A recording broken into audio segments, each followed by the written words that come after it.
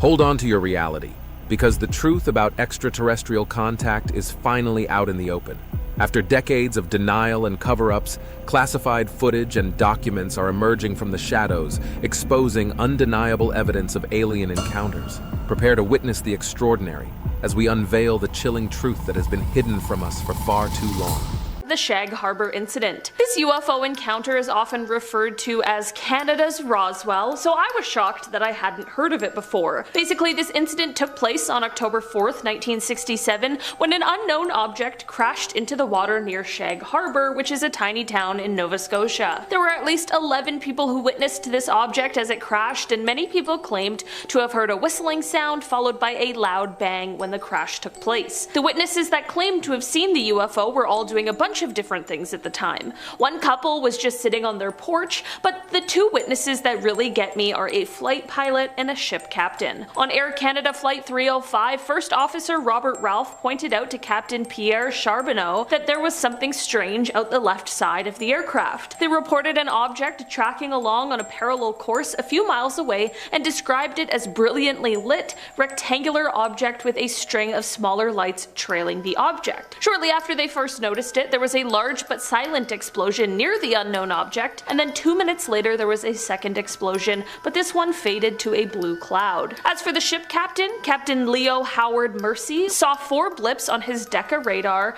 that were totally stationary. This led to him looking up to the sky, and this is when he saw 4 bright objects sitting in a rectangular formation about 28 kilometers from the vessel's window. He wasn't the only one who saw it on board. The entire crew of nearly 20 fishermen stood on deck and watched. A man named Laurie Wickens was another one of the witnesses, and he and some friends ended up calling the RCMP, the Royal Canadian Mounted Police, because they saw a huge object floating in the Atlantic Ocean about 1,000 feet offshore. This is all super weird, and not only the RCMP but also the Royal Canadian Navy and the Royal Canadian Air Force became involved in investigations, but nothing was ever recovered or found. But it also revealed that all commercial, private, and military aircrafts along the eastern seaboard were accounted for. So what could have all these witnesses seen? Since they have never officially identified what it was in the official Government of Canada documents, it is listed as a UFO. In our number 9 spot today, we have the Lakenheath-Bentwaters incident. If you flash back to the first installment of this series, in part 1 I spoke about the Rendlesham Forest incident,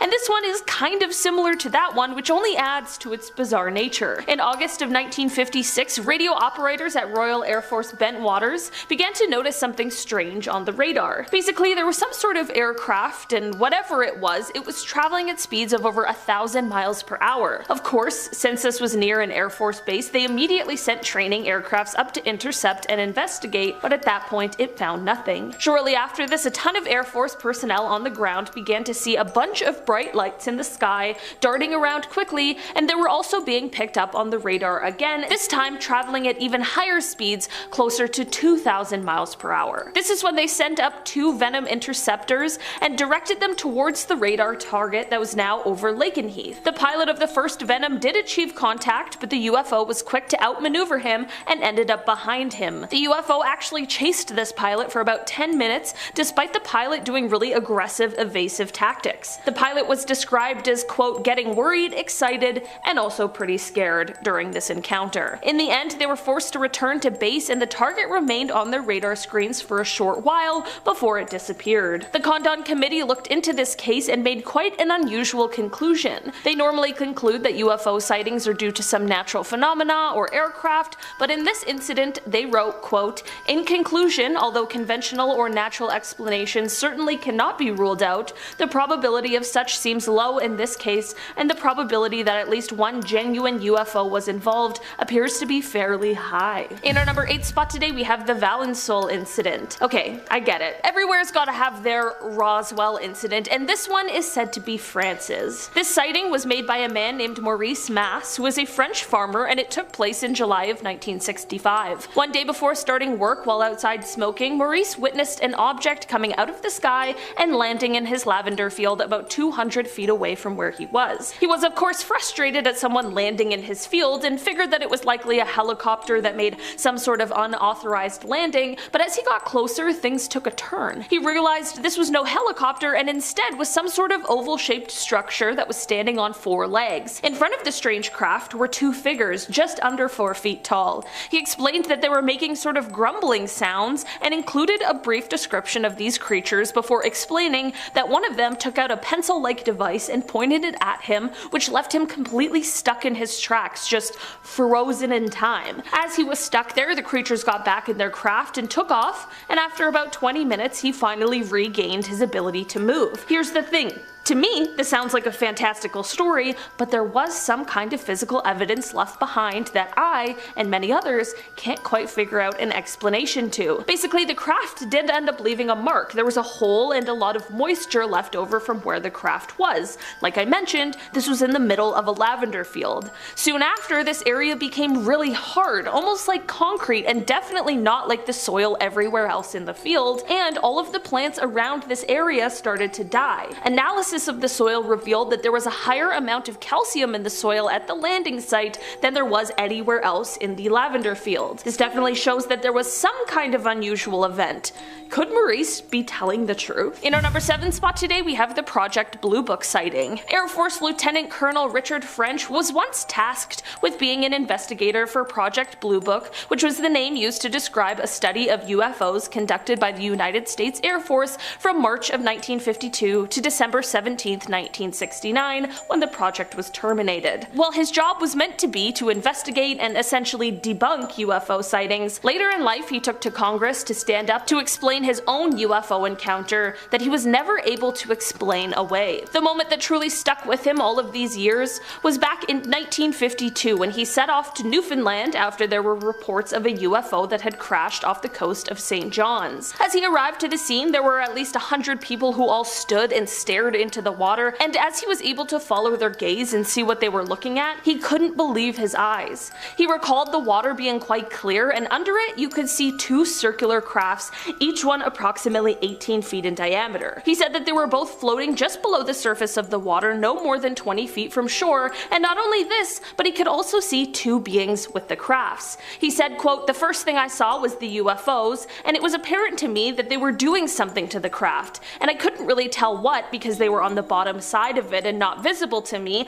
except when they would occasionally get over to the side where I could see them." He claims he watched on as the beings worked on the craft until one of them raised out of the water and disappeared, but not before accelerating to speeds in the neighborhood of 2,500 to 3,000 miles an hour. In our number 6 spot today, we have the classified report. We aren't even a full month into 2023, but already there are some crazy announcements, including one regarding a report that was delivered to Congress from the Director of National Intelligence. Basically, since August of last year, there has been a total of 510 unidentified aerial phenomena observed in protected airspace or near sensitive facilities. According to the report, 26 of them were described as drones, 163 were labeled as balloons or balloon-like entities, and 6 were described as clutter, whatever that means. This is all fine and well, but the concern sets in when we consider that this leaves 171 sightings unaccounted for, some of which, quote, appear to have demonstrated unusual flight characteristics or performance capabilities. It's also important to note that the majority of these sightings are coming directly from Navy and Air Force pilots. Here's the thing, what we as the public know is only a 12-page declassified summary of the actual, real, secret report that was delivered to Congress. Only time will tell if we ever find out what the rest of the report includes or what will happen with the further investigation into the 171 sightings, but hopefully if answers do arise, one day we'll find out. In our number 5 spot today, we have the Westall incident. Taking it back to 1966, we have the largest mass UFO sighting in Australia that, at the time, was largely ignored. This incident took place when over 300 students and staff members of a school in Melbourne all witnessed multiple UFOs silently flying through the air before they landed in a nearby field. While there's been a ton of speculation about this incident in the many years it's been, one witness account stands out among the rest, and that is the account made by the science science teacher from the school, Andrew Greenwood. He was alerted to the UFO event by a hysterical student, and when he went outside to see for himself, everything changed. Previously a skeptic of UFO stories, Andrew's mind was abruptly changed when he saw, as he described it, a round silver object about the size of a car with a metal rod sticking up in the air. He went on to explain that suddenly 5 planes came and surrounded the object, all while more people were gathering to watch. He called what happened next the most amazing flying he had ever seen, explaining that, quote, every time they got too close to the object, it would slowly accelerate, then rapidly accelerate, and then move away from them and stop. They would take off after it again and the same thing would happen. This went on for about 20 minutes before the mysterious object just vanished. As weird as this all was, what was almost weirder was what happened next. Firstly, the headmaster of the school is said to have tried to put a stop to anyone talking about the incident at all, threatening severe punishment to any student or staff who was caught speaking about it. And when the Royal Australian Air Force contacted him, he refused to talk to them about it at all. There have also been stories of witnesses getting visits from people warning them not to speak of the incident. Andrew explained, quote, when he asked the physical education teacher to describe what she had seen herself so that he could compare it with his own observation, she just wouldn't say anything. Another witness who did talk to Andrew and described what she had seen in great detail, just 30 minutes later refused to speak to him and wouldn't say a word. Was this because of the threats from the headmaster, or was something else going on here? This is definitely a strange UFO story that leaves behind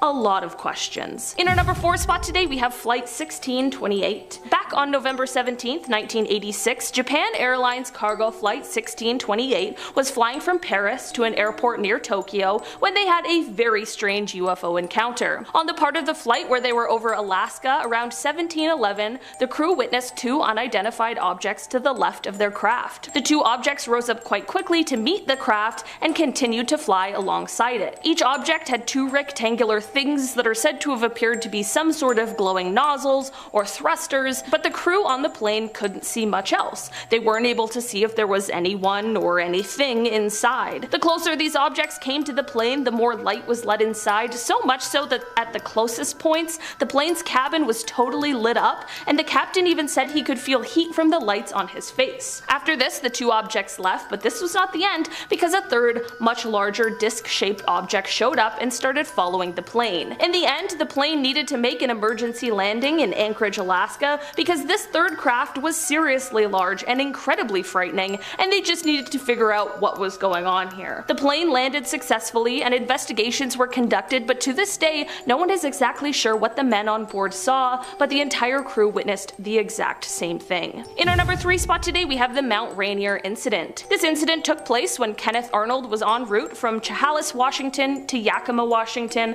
on June 24th, 1947. Kenneth was traveling in a privately owned plane when he suddenly saw a bright flash on his wing. He looked around, and this is when he saw a chain of 9 unidentified flying objects approaching Mount Rainier. He explained that he, quote, could see their outline quite plainly against the snow as they approached the mountain. He continued on saying, quote, they flew very close to the mountain tops, directly south to southeast down the hog's back of the range, flying like geese in a diagonal chain-like line, as if they were linked together. From here, he explained that, quote, they were approximately 20 or 25 miles away, and I couldn't see a tail on them. I watched for about 3 minutes, a chain of saucer-like things at least 5 miles long swerving in and out of high mountain peaks. They were flat like a pie pan and so shiny they reflected the sun like a mirror. He also told investigators that he had never seen anything travel that fast in his life. Unfortunately, Kenneth's story was met with disbelief and a bit of ridicule. This made Kenneth quite resentful, but he said, quote, they can call me Einstein, Flash Gordon, or just a screwball, but I am absolutely certain of what I saw. He added that if he ever again saw phenomena in the sky, even if it were a 10-story building flying through the air, he would not say a word about it. In our number 2 spot today, we have the Broadhaven UFO sighting. This UFO sighting took place back in 1977, and it all started when an entire class of children all claimed to see some sort of object flying through the sky. The children rightfully were confused and excited over what they have seen, but of course the teachers and adults around them believed it was just their wild imaginations making things up. This is when they decided to split all of the children up and have them draw whatever it is that they saw. While there of course were variations in all of the children's drawings, they all basically drew the exact same thing, which begs the question, did they really all see this thing? The children weren't the only ones who saw it either. Shortly after their sighting, other local residents began to explain that they had seen something strange flying through the air, including one hotel owner. One of the things that really gets people about this case and these sightings in particular is that all of these people claim to have seen something at that time, and even though it's been almost half a century, not a single one of them has ever said it was a hoax or that they were lying about what they saw. They all have the same story they did the day it happened. Finally, in our number 1 spot today, we have Betty and Barney Hill. The Betty and Barney Hill case is definitely one of the most famous UFO abduction stories ever told, and it absolutely has some pretty compelling components. Basically, the story goes that the two were driving on a road in New Hampshire one night on the way home from a trip the pair had taken. Before they got in the car on their way home, they were at a diner and figured that if they really pushed through, they could beat the wind and rains from an approaching hurricane. It was 10 p.m. when they left the diner, and they figured by around 2 a.m., 3 a.m. latest, they'd arrive home. As they drove, out of nowhere, a bright light started to follow them. Suddenly, they arrived home, and it's somehow daylight now, their clothes are dirty and ripped, and their watches had stopped working. This is all jarring enough, but neither Betty nor Barney could figure out what had happened. They were both missing time. Later, during a session with a psychiatrist, they were able to recall being touched by aliens during their abduction. Project Blue Book would come to investigate their claims, and while people remain skeptical,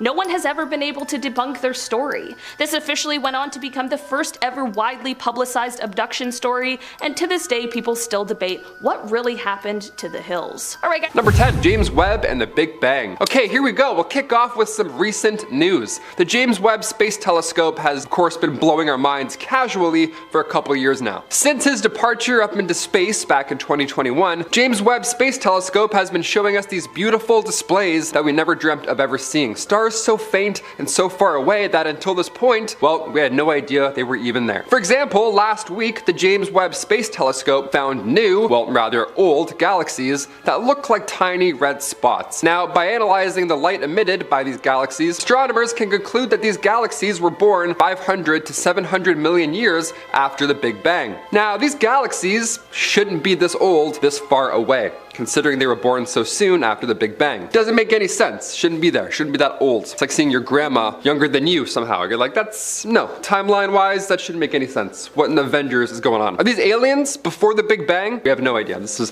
a week ago. Comment your thoughts down below. I think it's aliens for sure. Number 9, ancient Sumerians. Alright, we'll go old, but not as old as that red dot. The Mesopotamian civilization was formed in what's now Iraq and Kuwait. Now, these civilizations began around the Neolithic Revolution, so somewhere around 12,000 BCE. Now, they're sometimes referred to as the cradle of civilization because, of course, they're old. Mesopotamia was one of the first places to develop agriculture, being right in the middle of Egyptian and the Indus Valley civilizations. And of course, we have to mention these ancient Sumerian tablets. Now, in these tablets, we start to question history. In 1842, British archaeologist Austin Henry Layard discovered ruins of this royal archive. Thousands of tablets made of clay. The world's oldest overdue library books, pretty much. Now, these tablets showed Sumerians engaging in a social night with a scene that depicts a banquet from around 26,000 BC. It was the world's first bender, actually, if I'm being historically accurate. Ancient gods of Mesopotamia were said to have wings and the ability to control all of humanity. These gods were 8 feet tall, or they could have been aliens from another planet. Again, we don't know. Could be gods, could be aliens, could be neither. Drawings of a very tall man, like me, who knows. The Sumerians wrote one of the oldest tales in human history. It's called the Epic of Gilgamesh. So maybe these alien gods inspired them and inspired literature. Who knows? I'd probably write a book if 8 foot tall winged gods landed on my crops for sure. I'd write a journal or two. Number 8, the Madonna with Saint Giovanni. Alright, going back to some art for this one. In our history, even in our ancient history, there have been writings and paintings of the, well, potential extraterrestrial variety. As one example shows, the 15th century painting, the Madonna with the Saint Giovanni, depicts the Virgin Mary. Also, in the background of this painting, features some sort of hovering disc-like object that looks, well, it looks a lot like a UFO. No? I don't know. I can't really describe this. This isn't the only example, however, as we've seen other sorts of otherworldly beings in ancient cave paintings and other Sanskrit Scrolls. There are even some people who swear that it's also written in the book of Ezekiel. Aliens are pretty OG. It certainly says something that potential alien sightings have existed since, well, that far back in our human history, so it must either point to proof of alien existence or just humans being obsessed with conspiracies of alien existence. I'm on the latter side. I really want aliens to be real, but I don't think so. I don't know. Number 7,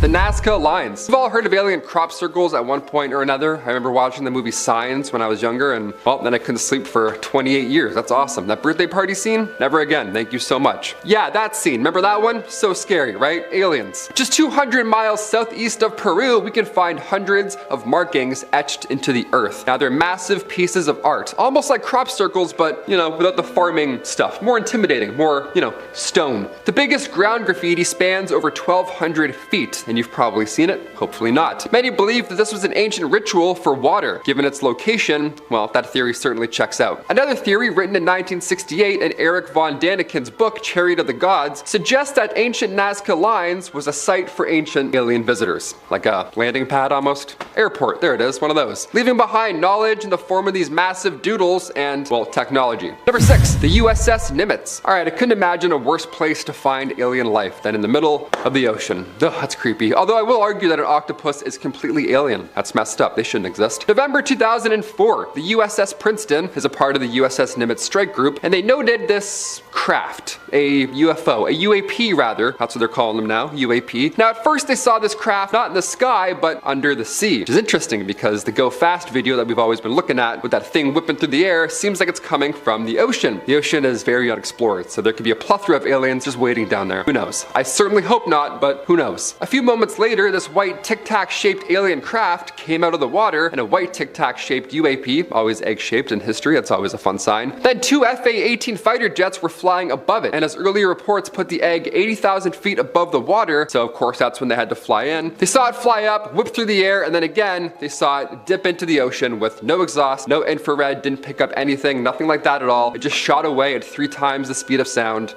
underwater, gone. Can aliens go underwater too? That's a little bit OP, it's not fair. Number 5, Oumuamua. This one here has scientists and Reddit users all fighting alike. So just a few years ago, scientists all agreed that we had found an object that was flying through our solar system, and they called it Oumuamua. It was widely agreed upon that it was an interstellar comet that had somehow swung out from another star and ended up near us at a very high velocity. But upon closer examination, they realized that something was propelling this and causing it to accelerate, and this is when the debate started. A.V. Loeb, who is a Harvard University astrophysicist, proposed the idea that rather than a comet, this could be an alien probe that is being pushed by a light sail. A light sail is a very wide but extremely thin piece of material that could be accelerating this, you know, space cigar. Other scientists didn't agree with this. Fair, I mean more than fair. And instead they believed that this is possibly the hydrogen ice could have been melting off the object in a way that would mimic a rocket or something that can propel it in nature. But in August of last year, A.V. wrote in a study that hydrogen ice is too easily heated and it would have melted off long before this, long before it reached our solar system. So really don't know what's propelling this massive space cigar. So we think aliens. Do I think aliens? Maybe. I don't know. I'll never tell. Number 4, Flaming Thing, Texas. I just watched Nope the other day, and the idea of aliens in Texas or aliens over top of a farm, you know, that birthday party scene with the dude walking, it always gives me chills. I don't like it. Aliens love a good crop, apparently. Imagine opening the newspaper though in 1957, and right on the front cover you read, Levelin Flaming Thing brings world knocking at city's door. What does that even mean? How do I react to that? Back in 1957 in, of course, Levelin, Texas, multiple eyewitness reports began to flood in about an egg-shaped object, again, an egg-shaped object, or this circular flash of light. It was just jetting across Levelin skies. One witness recalls the object making a loud humming noise as it flew by, which is different than other accounts that we've heard about, you know, flying eggs in history. But this egg shape keeps coming back up. But this is an encounter where it's been reported as loud with a great rush of wind, which is, again, very different. Believable, but different. It was a loud egg, as opposed to a quiet sea egg. On top of that claim, the witness's car radio began to go haywire as it passed. The radio thing isn't too crazy. I mean, growing up, my computer speakers would always tell me if a text was gonna come in. It's always so odd. I have no idea how that works still to this day. The Air Force ended up commenting on it. They said that this was just a phenomenon caused by electrical storms and not a space egg passing by. But do we buy that? Is that why we're here right now watching this video on Most Amazing Top 10? Giving it a thumbs up, subscribing? We want to believe in aliens, right? Let's do it. Let's move on. Almost there. Number 3, Europa. One of Jupiter's many moons, called Europa, has a red tinge to it. And in 2001, NASA scientists revealed that this tinge, this little Might be possible that alien microbes are responsible for this reddish color. Again, we saw life way out in the galaxy that was also a faint red, so red means dead? I don't know, red means alive? Who knows? The surface of this moon is mostly ice, but it has been shown that it reflects infrared radiation in a bizarre way. This means that something is binding it together, but researchers haven't been able to come up with the correct combination of elements and or compounds to make that data make any sense. They're like, something's red and there's life. Well, I don't know. I don't know how science works. That's my best impersonation of science people. There's some bacteria on Earth that can thrive in extreme conditions and that also have that red and brown color, which could potentially be responsible for this color on the moon. Sort of space bacteria, ice bacteria, whatever. There's something living up there. The surface temperature might be too cold for them to survive, but the warmer interior might be where these are all located. Some geological activity on the moon could push them closer to the surface, where they then flash frozen in place. So they're warm under the water, then they go, huh, and they freeze. That's a horrible way to go out. Little space bacteria. Number 2, O'Hare Airport. A UAP spotted in the airport. Worst place to see it, in my opinion. Are you sure it wasn't an airplane? Heard there's a few over there. The day was November 7th and the year was 2006. Flight 446 was gearing up with passengers and luggage, of course, ready to fly to North Carolina from Chicago's O'Hare International Airport. But the flight was a tad delayed due to the hovering metallic craft hovering above all the planes. Yeah, can't really take off when that shiny ball's in the way. 12 United employees and others were just there to fly out. It was 4:15 p.m. so it wasn't at midnight. Nobody was tired. Nobody was delirious. It was clear as day. It was a business day otherwise, and everyone saw this. Witnesses watched it hover for around 5 minutes before it eventually zipped off back into the sky. It even pushed through clouds, so people say it wasn't a balloon. This report was one of the most read stories on the Chicago Tribune's website. I mean, of course, it's about aliens, but eventually it was deemed a weather phenomenon, because why, of course it was, wasn't it? The UFO was not seen on the radar, or any radar for that matter, so now we're just gonna go off what people said that many years ago. Although last week we saw 3 balloons and have no idea what they were, so we'll never find out at this rate. And finally, number 1, 2021 UFO. February 21st, 2021, a blogger was using a radio scanner to try and pick up the feed from an aircraft, but they received much more than they ever expected. They intercepted the transmission of the wrong aircraft, but at the right time, it seems. As an American Airlines flight was headed from Cincinnati to Phoenix around 1:20 p.m., the pilot came on the radio to ask a question. Do we have any targets up here? Also, what an odd question to ask while you're flying. The voice continued, we just had something go right over top of us. Now after this, he followed up with, I hate to say this, but it looked like a long cylindrical object that almost looked like a cruise missile type of thing moving really fast over top of us flying. Yeah, not where you want to see anything in the air around you. You don't want to see anything that looks like that in the air. No, that's so scary. Not only were FAA air traffic controllers not able to see any object in the area on their radar scope, but they still haven't been able to identify what that could have been. Just a rogue something flying by. Nice, that's calming. Glad I went flying yesterday. But this does happen more often than any of us really know. Like I said, we had 3 balloons pop up and we have no idea where half of them went or what happened to them. But it's possible this object could have been part of some sort of covert military or Navy operation, but it certainly raises some alarm bells. We don't want to do any tests beside a swoosh airline. Probably not dangerous. Dangerous? Probably not safe. Coming in at number 10 is the orange disc. In 2020, a report of a UFO over the Vatican in 2007 came to life. UFO hunter Scott Waring believes the unidentified flying object's shape closely resembles a flying saucer. He said on his UFO Sightings daily blog, this report is from 2007 but was just reported today at MUFON. An orange disc was caught in a photograph over Vatican City. UFOs have been seen over the Vatican before, but orange UFOs are usually seen in South America and Central America, so this is odd. The object is a disc viewed from the side. The disc doesn't have a classic hump, but instead its upper center comes to a point and lower center is flat, no bulge at all. For me, I can clearly see this is a disc. It's a little in focus, so it's not that far back. It looks to be about 10 meters, 33 feet across. If it was traveling fast, it may have gotten caught by accident. This is absolutely real and absolutely alien in origin. Then Scott said the Vatican's stance of alien life comes mostly from scientific analysis of chemicals, substances, and textbook strategies of old. Vatican astronomers would never confirm any UFO as being real unless it landed in Vatican City. Number 9. first crash ever. The world's first crash of an unidentified flying object, UFO, happened in Italy in 1933 during the reign of Benito Mussolini, Italian researcher Robert Pinotti claimed. Roberto spoke to the Daily Mail and even shared evidence to back his claims. Now, Roberto is the president of the National Ufological Center in Italy, and his research has been met with skepticism within Italy itself. Now, Roberto and his colleague have been working to learn more about the 1933 crash in Lombardy and received some original secret documents about it in 1996. The documents were sent to the researchers by an unidentified source who claimed to have inherited these from a relative who lived at the time and was part of the secret department allegedly set up by Mussolini to study the saucer. Now, the documents also include handwritten memos that have a sketch and description of the UFO with portholes on the side. Number 8.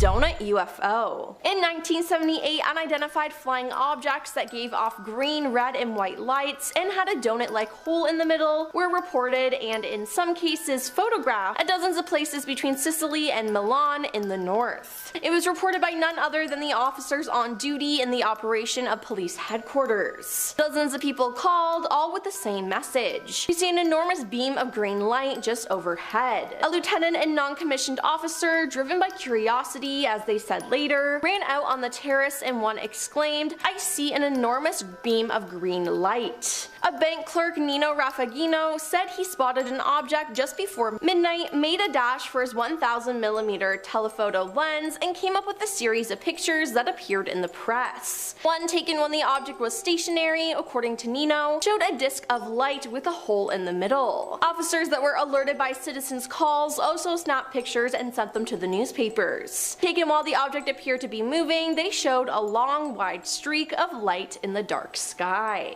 Number 7. Recent sighting. A low-quality blurred image said to depict a UFO, or a weird object escorted by 2 military aircraft over northeastern Italy, made the news. The photograph was published by some local media outlets, which reported that around 7:20 p.m. on March 23, 2021, several witnesses noticed 2 aircrafts coming from the southeast and heading northwest, escorting from distance what was described as a large square or diamond-shaped object which incorporated from 10 to 12 fixed yellow lights. According to the reports, the object traveled very fast and left behind an intense trail, and the only noise that was perceived was that of the 2 planes flying at a lower altitude than the square object at a much lower speed. 1.5 minutes was the average duration of these sightings, enough to spark discussion of what this mysterious object was. So much so, the photograph was also brought to the attention of the Italian for National UFO Center, which started its own investigation.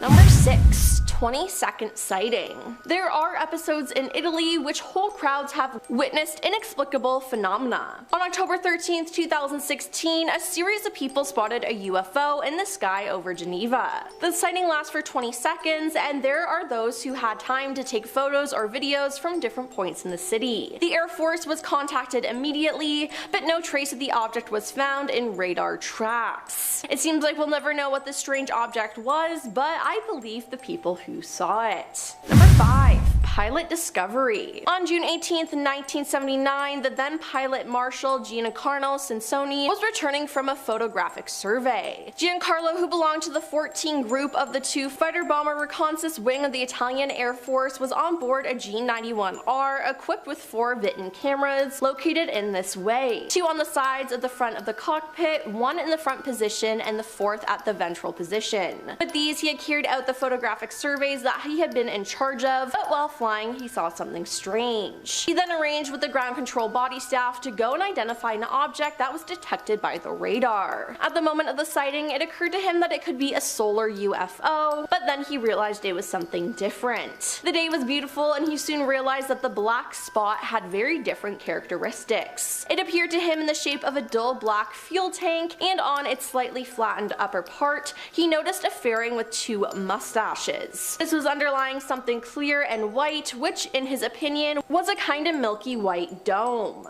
The characteristics of the surface did not allow the refraction of light, and the object appeared to have a length of about 6 to 8 meters and a width of about 3 meters. Now during the sighting, which lasted about 5 minutes, Giancarlo was able to take more than 80 photographs that showed the object was always in the same frontal position or slightly angled. In fact, this thing was never completely visible from the side, and it was as if the thing wanted to aim the plane. Number 4. Factory worker. On April 24th, 1950, a factory worker named Bruno Facciani was working the late shift and stepped outside to get some fresh air on his break. Investigating a bright glowing light, which he thought was a part of a factory transformer problem, he was shocked to see a circular shape glowing object with a ladder descended from its bottom. At the top of the UFO was a greenish glow which partially obscured a light-skinned being. The unusual being appeared to be welding something on the craft. Then he said several other small alien creatures emerged from the craft, and in a moment or two the ladder began to be drawn up into the mysterious craft, and the beings began to re-enter the craft through an invisible door of some kind. The full realization of what he was witnessing sent Bruno to run away from the frightening encounter. Now as he fled, he heard a sound like that of a large beehive. One of the remaining creatures pointed a type of weapon at him, and a beam of force knocked him to the ground.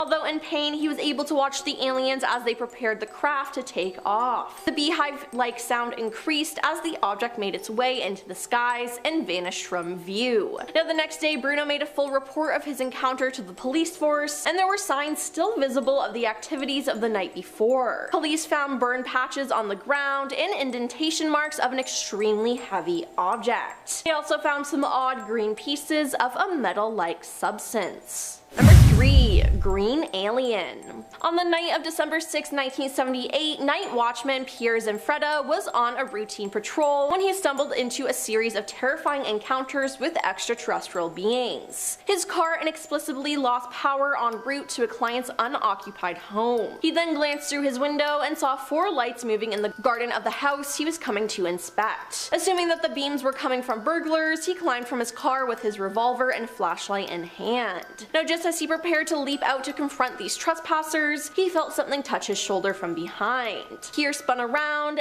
but instead of finding a human criminal, he saw an entity that he described as being an enormous green, ugly, and frightful creature with undulating skin as though they were very fat or dressed in a loose gray tunic no less than 10 feet tall. It was flanked by 2 similar beasts. He said these beings were hairy, had greenish skin, had horns on the sides of their faces, yellow triangular eyes, and red veins embedded in their foreheads. He also described a unique self-illuminated mechanical apparatus that fit over their mouths. Now he was so shocked that he ran away, and I think that was the best option. Number 2. The abduction. In April 1962, Taylor Mario Zuccala was walking home through the woods when, at a crossroad clearing where the path crossed a small canal, he felt himself struck by a sharp gust of wind. An object like an inverted bowl passed overhead and came close to the ground about 6 to 7 meters away. From its underside came a cylinder which opened up, revealing a diffuse of white light from which 2 beings emerged. They were 1.5 meters tall, dressed in metallic suits wearing helmets with antennas. He then approached Mario and led him into the empty interior of the object, which was lit by the same diffuse light. He was unable to make out any details of the interior. They then let go of him as a voice from the inner part of the object, like one amplified by a microphone and as if resounding in a vast space, spoke to him in Italian.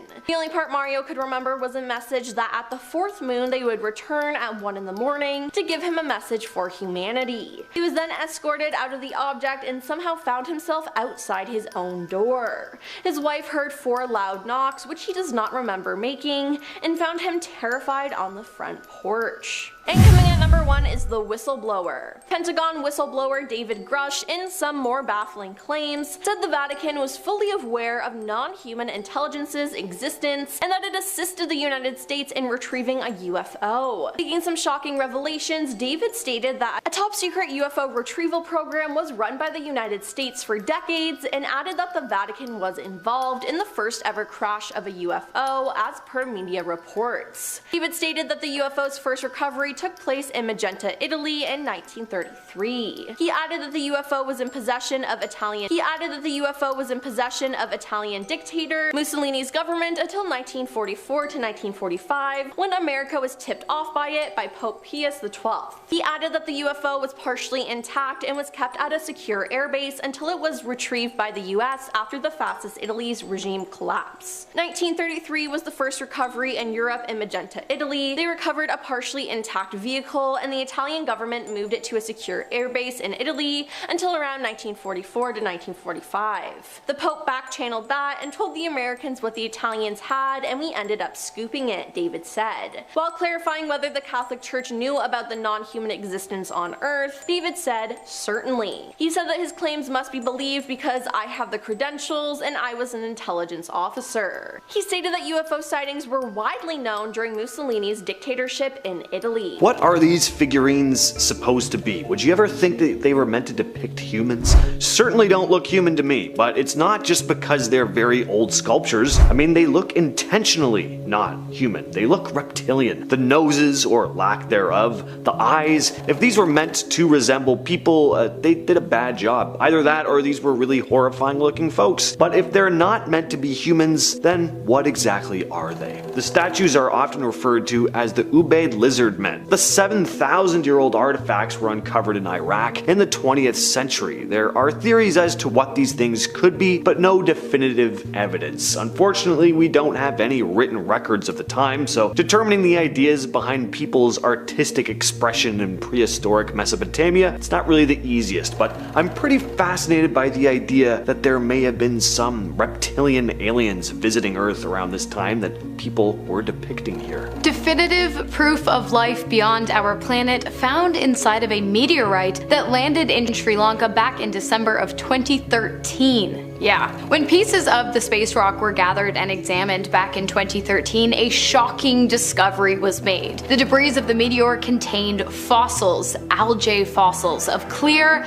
extraterrestrial origin, according to lead scientist Professor Chandra Wickramasinghe. Because algae is technically alive, if Professor Chandra's science is correct, the discovery marks the first documented discovery of life that originated from outside of our atmosphere. While the legitimacy of the work has been debated amongst Chandra's peers, who claim that the algae may have been embedded into the meteorite during its time on Earth, the professor is standing firm in his discovery and has claimed that among the algae fossils he discovered were other organisms that are not yet identified and do not match anything discovered on Earth thus far, which of course is great news for those of us who are really hoping that Chandra's discovery of extraterrestrial life is legitimate and that the doubters are just mad they weren't able to make the discovery for themselves. Are these sculptures of planes? They kind of look like stylized planes to me, but that would be impossible because these are thousands of years old. They're artifacts from what is known as the Kumbaya period, a pre-Columbian culture which was around from about 500 BC to 680. They were known for their skill in metalwork. I mean, obviously these things are lovely, but yeah, they really do look remarkably like modern airplanes. They have wings that don't really look like bird wings to me, and a lot of them even have what look like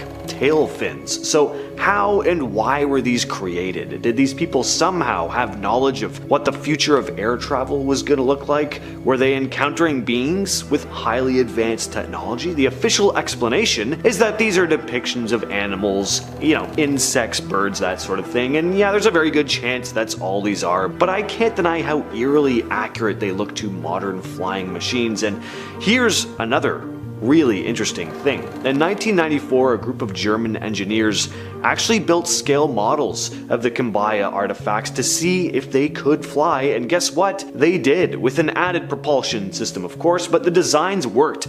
They were aerodynamically perfect and could fly. The Williams Enigmalith. What is it? Well, I'm not entirely sure, but it's definitely from out of this world. It looks a bit like a rock with a plug, but it's not a rock with a plug, and it's far from being just an ordinary rock. The object was found in 1998 by a hiker named John J. Williams. He noticed a strange piece of metal coming out of the dirt on his hiking trail, and so he dug it up. When he did, he revealed a rock with 3 metal prongs sticking out of it. It looked somehow man-made and appeared appeared to have some kind of electrical component to it. Why? Well, I'm not sure. But Williams, who is an electrical engineer, claims that the electronic component embedded in the stone was not glued or welded into the granite rock surrounding it, meaning that while it appears to have possibly been man-made, because electrical components don't just naturally exist inside of rocks, especially ones dated to be around 100,000 years old, it must be something else, perhaps from somewhere else, perhaps somewhere out of this world.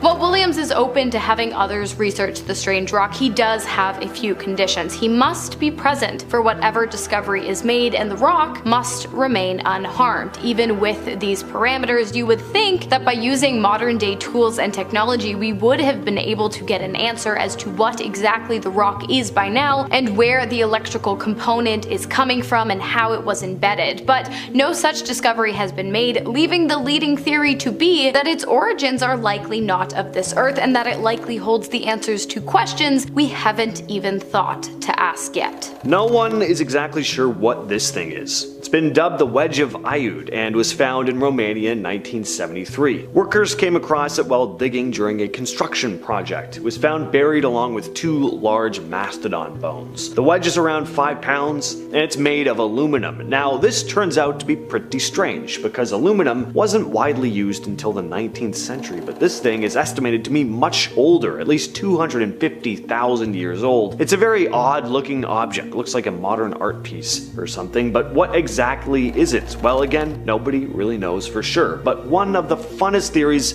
of course, is that it's extraterrestrial in origin, maybe having come off an ancient alien spacecraft or something. The Sumerian Triumph Tapestry, which appears to not only depict the succession of various rulers to the throne, but also the presence of UFOs hovering above the Sumerian people, is next on our list today. The tapestry was created in the capital of West Flanders province in the Flemish region of Belgium around 1538, and since then it has been the subject of many conspiracy theories, which makes sense considering the two alien spaceship looking objects depicted in the top left corner of the piece. Now, if you know anything about the Sumerian people or the Anunnaki, you are likely well aware that even without the presence of the Triumph Tapestry, the Sumerians are a pretty good argument for the legitimacy of aliens having had a pretty prominent presence on Earth in the past. Adding the tapestry into the mix is really just the cherry on top of the extraterrestrial cake, because it confirms how the Anunnaki, the ultra-intelligent alien species that ordered the creation of the pyramids, arrived on Earth in the first place. If you don't know anything about the Sumerians, ancient Sumeria, and the Anunnaki, but would like to, I do have a video on them titled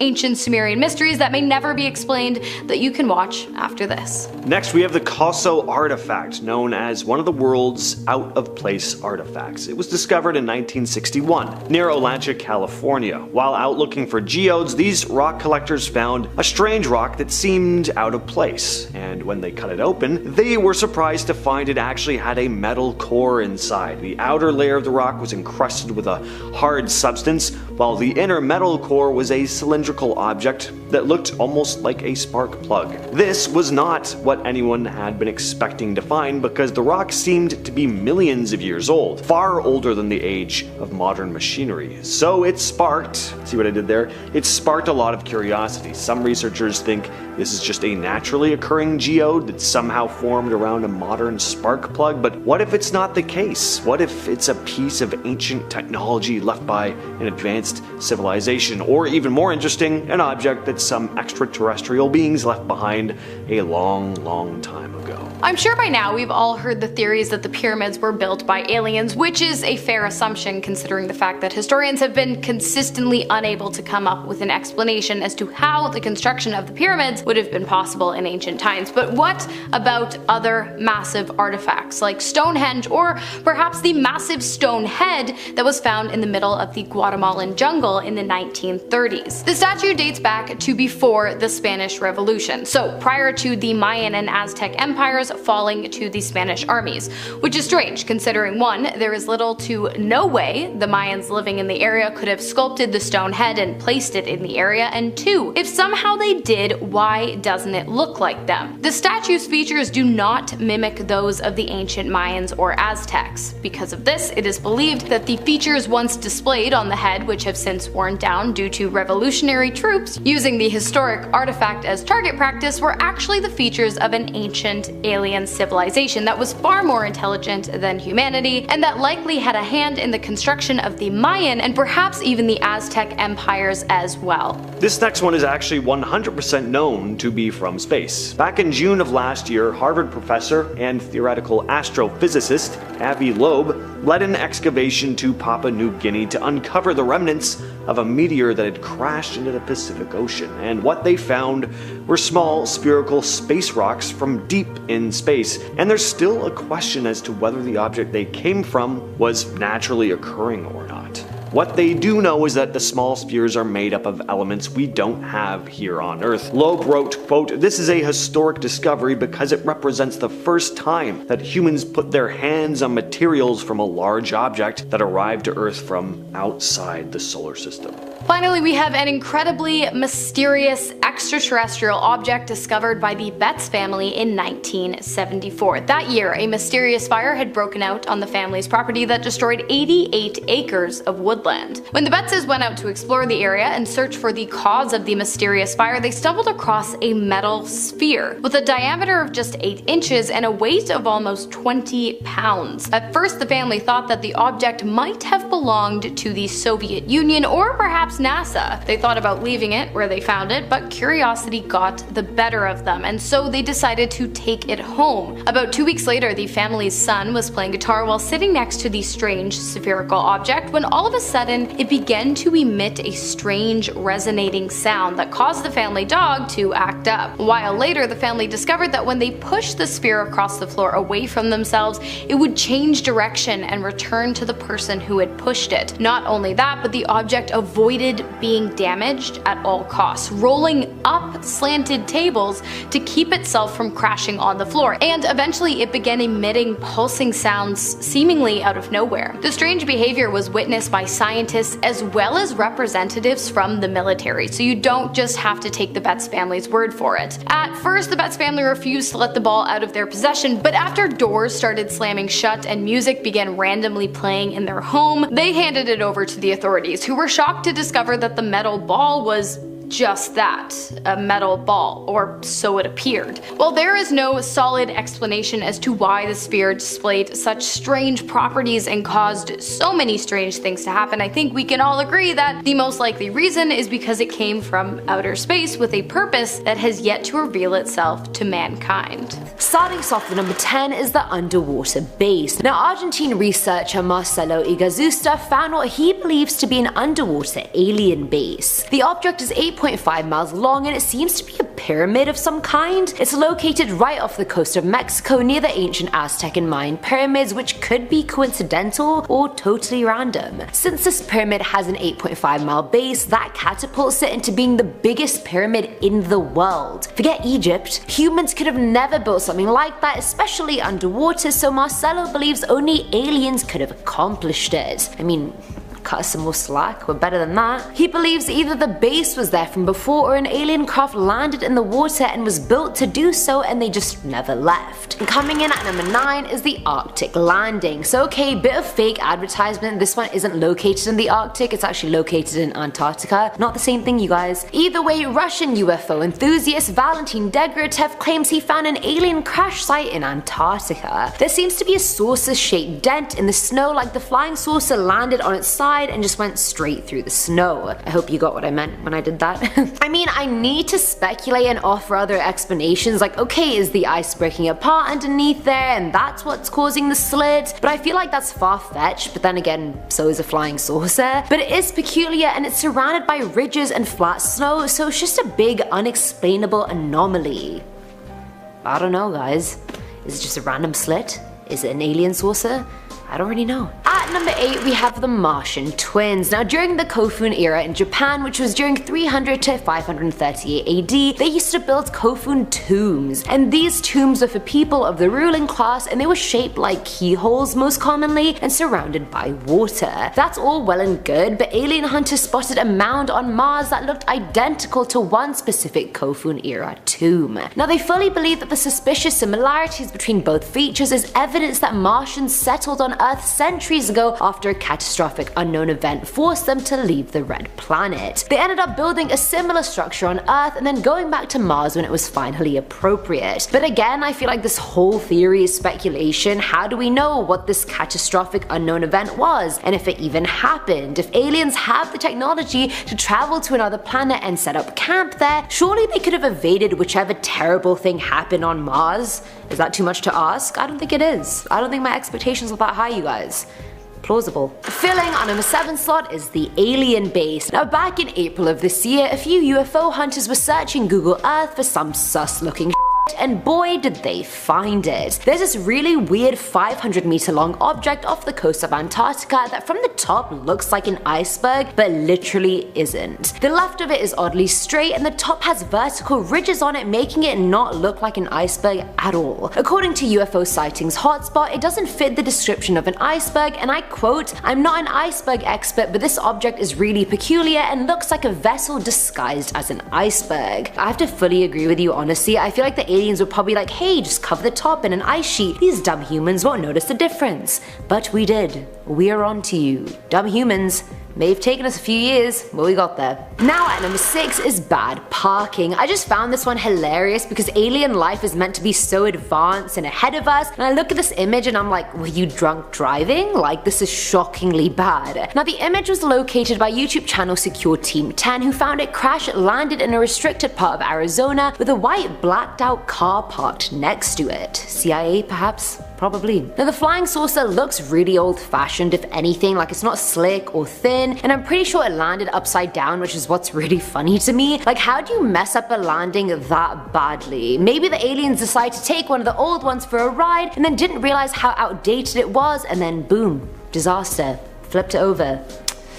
You're gonna be grounded when you get back to your planet. Coming in at number 5 is the Slit. In the very remote British territory of South Georgia, a really strange thing was found in the snow, and no, we're not talking about my ex, but wow, he keeps popping up in these videos. Now alien hunting YouTube channel Secure Team 10 found a slit in the snow that they claim has all the signs that point to a UFO crash landing. It has the exact trajectory of an angular flying object that came to a screeching halt in the snow. Now the imprint isn't a plane, otherwise we would have known. It's not military craft, or we would have known, and the crash is too narrow and small to be anything other than an alien craft. But I mean, I don't really know. I think calling every weird slit in the snow an alien crash landing is a bit of a cop-out, but alien hunters clearly know better than I do, so I'ma just leave it to the experts. At number 4 is the flying saucer. Clearly you can tell I'm running out of title ideas, and I mean there's only so many different ways you can say spaceship, okay? Either way, YouTube channel Secure Team found an image on Google Earth that they believe is a flying saucer. Located in the South Pole, the circular object in question is sticking out of a mountain amongst the snow. But the rocky areas around it are quite rigid and randomly cut, whereas this object is oddly round, and like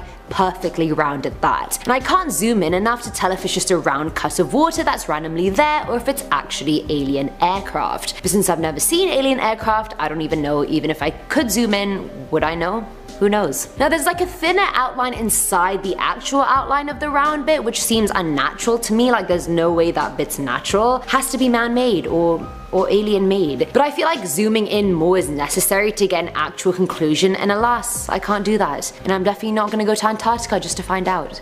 But you can, and let me know if you do. Filling our number 3 slot is the floating island. Now located in Argentina, back in 2016, UFO Sightings Daily fully believed this floating island was the entrance to an alien base. On Google Maps, it looks like a random crescent was cut out of the greenery in the area. Like there's no other shape like that found nearby, or on the continent, or in the country for that matter. The island actually moves and rotates in a circle, and considering Argentina has had many UFO sightings over the years, it could be possible that aliens have their base underneath this island. Never say never. Now the slit could easily fit a 100-meter UFO through it, and no one has actually gone and explored the water beneath the floating island. I think it's just really weird how there's like an oddly perfect circular island that magically got cut out by Mother Nature, and oh, it also rotates and moves. Like, nah honey, that's not Mother Nature, that is alien nature. Now at number 2 are the skid marks. Now in June of this year, UFO theorist Scott Waring found what he believed to be an alien crash site in Antarctica because apparently that's the go-to landing pad for most aliens on this list. It's located towards the north of the island off the coast of another little island, if you know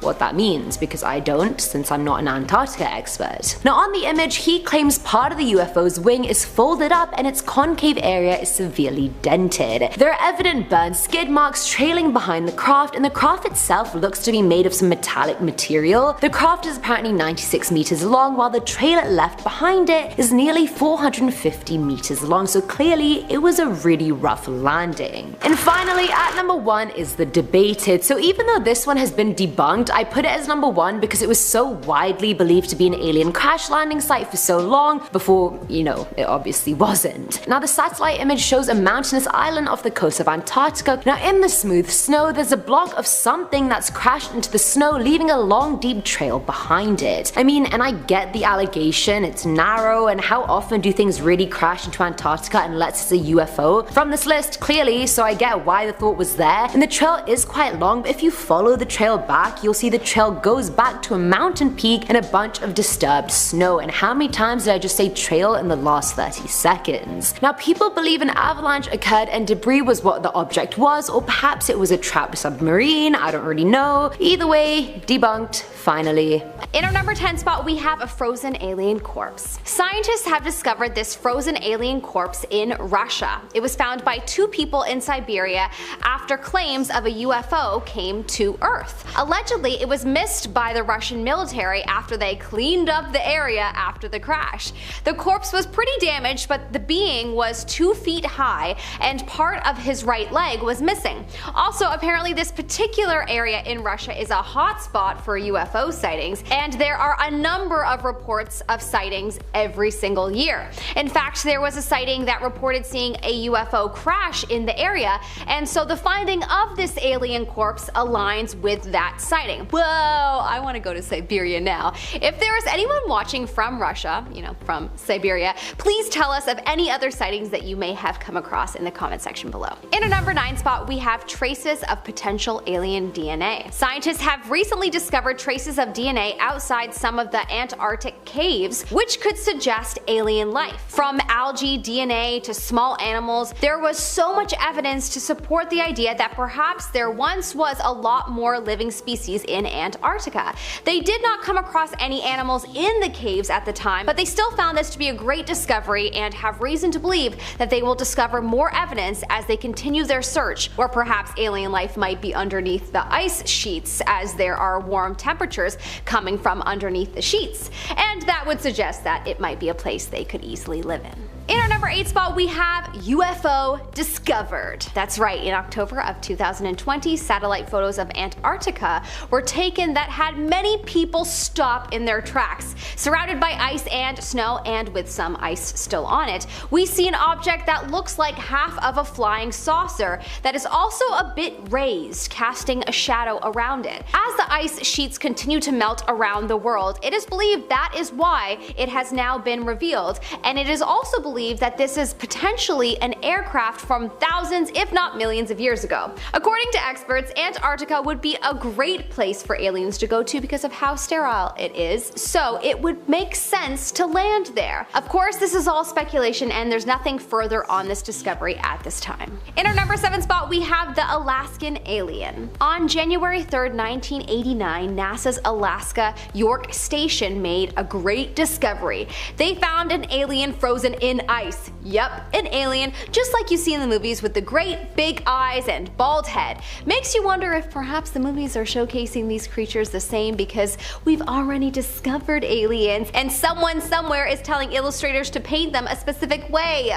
I wish I was someone that had pull to know all of this top secret information, although I guess if I was, then I wouldn't be able to make this video as I would probably have a target on my back. There is no other information on this discovery as it is considered top secret, but it is definitely a sign that alien life has been to this planet. In our number 6 spot, we have alien eggs.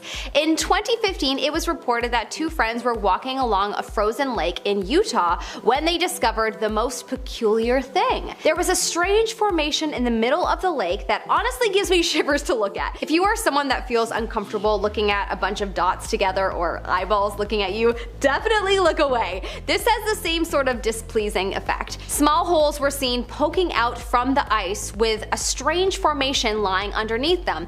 The theories around what this is include a UFO landing spot, something that aliens left when they visited Earth, and the popular theory is alien eggs. There were some things there that were slimy, so the 2 friends left them, and that's why people believe them to be eggs.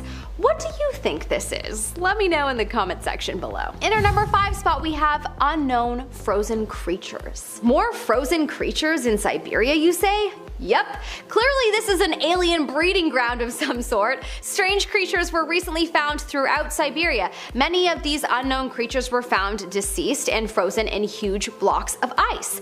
There are creatures that have never been discovered which are believed to be alien, and even a species of dog was discovered that is so old it goes back to 1000 AD. Wow, well, I guess we're all going to have to plan our trip to Siberia, eh? I've always wanted to go on an alien expedition, so this is definitely where I will be going next. In our number 4 spot, we have frozen on Mars. Okay, this one is like a little bit of a stretch, as this evidence was not found frozen on this planet, but it is evidence of alien life, and it was found on Mars, and Mars can get to a temperature of minus 60 degrees Celsius, which is way past freezing, so whatever. Imagine that this evidence was found frozen, as it could very well have been. I just can't prove that, and I wanted to share this anyway.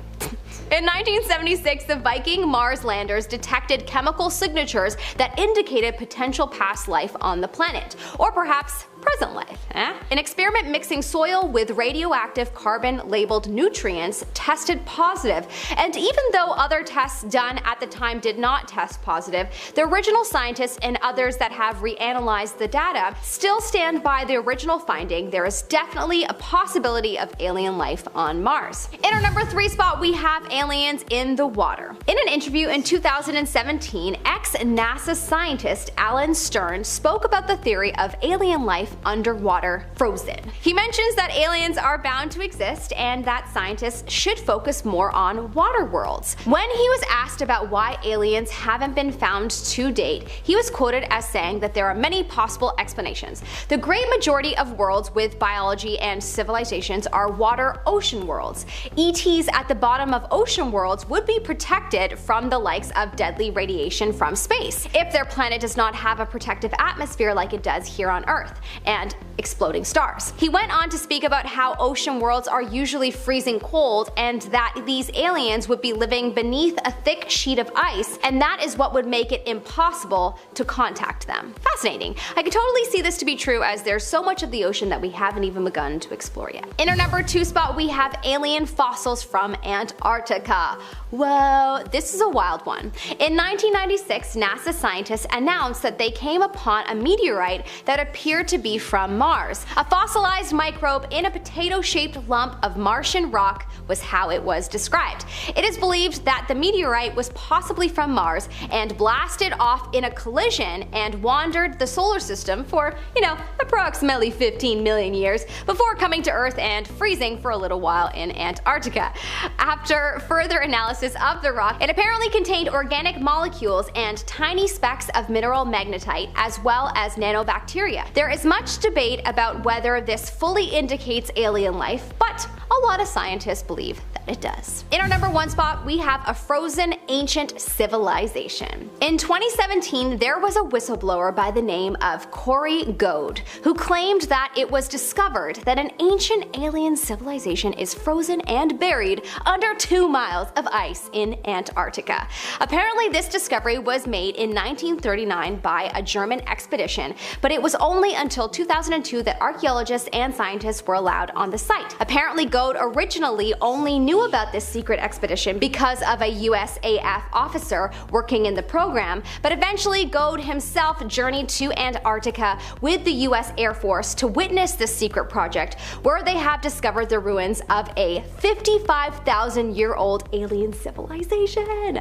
Not much more was revealed, but hopefully in the next 10 years we will learn more about these findings. This experiment took place in the 1950s, and it was one of those mind control research projects that was sponsored by the CIA. This was actually just one experiment that was a part of Project MKUltra. So basically they wanted to study the effects of LSD, but instead of finding willing participants, which, let's be honest, probably wouldn't have been that difficult, instead they used non-consenting people who were lured to safe houses by sex workers who were being paid by the CIA, and then once at these safe houses they were slipped the drug and monitored from behind a one-way glass. For over a decade, the project gave the government more knowledge about the drug itself and what it does to the mind. It gave the knowledge about surveillance technology and even sexual blackmail. In the end, the project was shut down in 1965, but people don't forget, and the damage was already done. In our number 9 spot today, we have Operation Washtub. This operation came to light in 2014 when documents became declassified and more people could learn about this Cold War era operation. Basically, this was a covert mission that had its sights set on Alaska. The plan detailed the training of different people who lived in Alaska. Like, we're talking just ordinary residents. They wanted to train these people to both code and decode, and a few other different spying tactics, which would have been so cool. I mean, I would have wanted to be picked so badly. Not that I would have even known it was happening, but you get what I mean. Basically, the plan was put in place in case the Soviet Union was to invade Alaska. Then these unsuspecting ordinary citizens would use their newly learned espionage techniques to get all the intel they could and secretly relay that information to high-ranking US officials. As we now know, of course, this invasion never occurred, so the contingency plan wasn't needed, but there were 89 lucky temporary agents who were trained just for this purpose, and I have never been more jealous in my entire life. In our number 8 spot today, we have Project Minaret. This is a document that became declassified in 2013 as a part of the National Security Archive's efforts. This historical document describes a sort of watch list of prominent Americans who were critical of the Vietnam War. The document explains that their overseas communications were tapped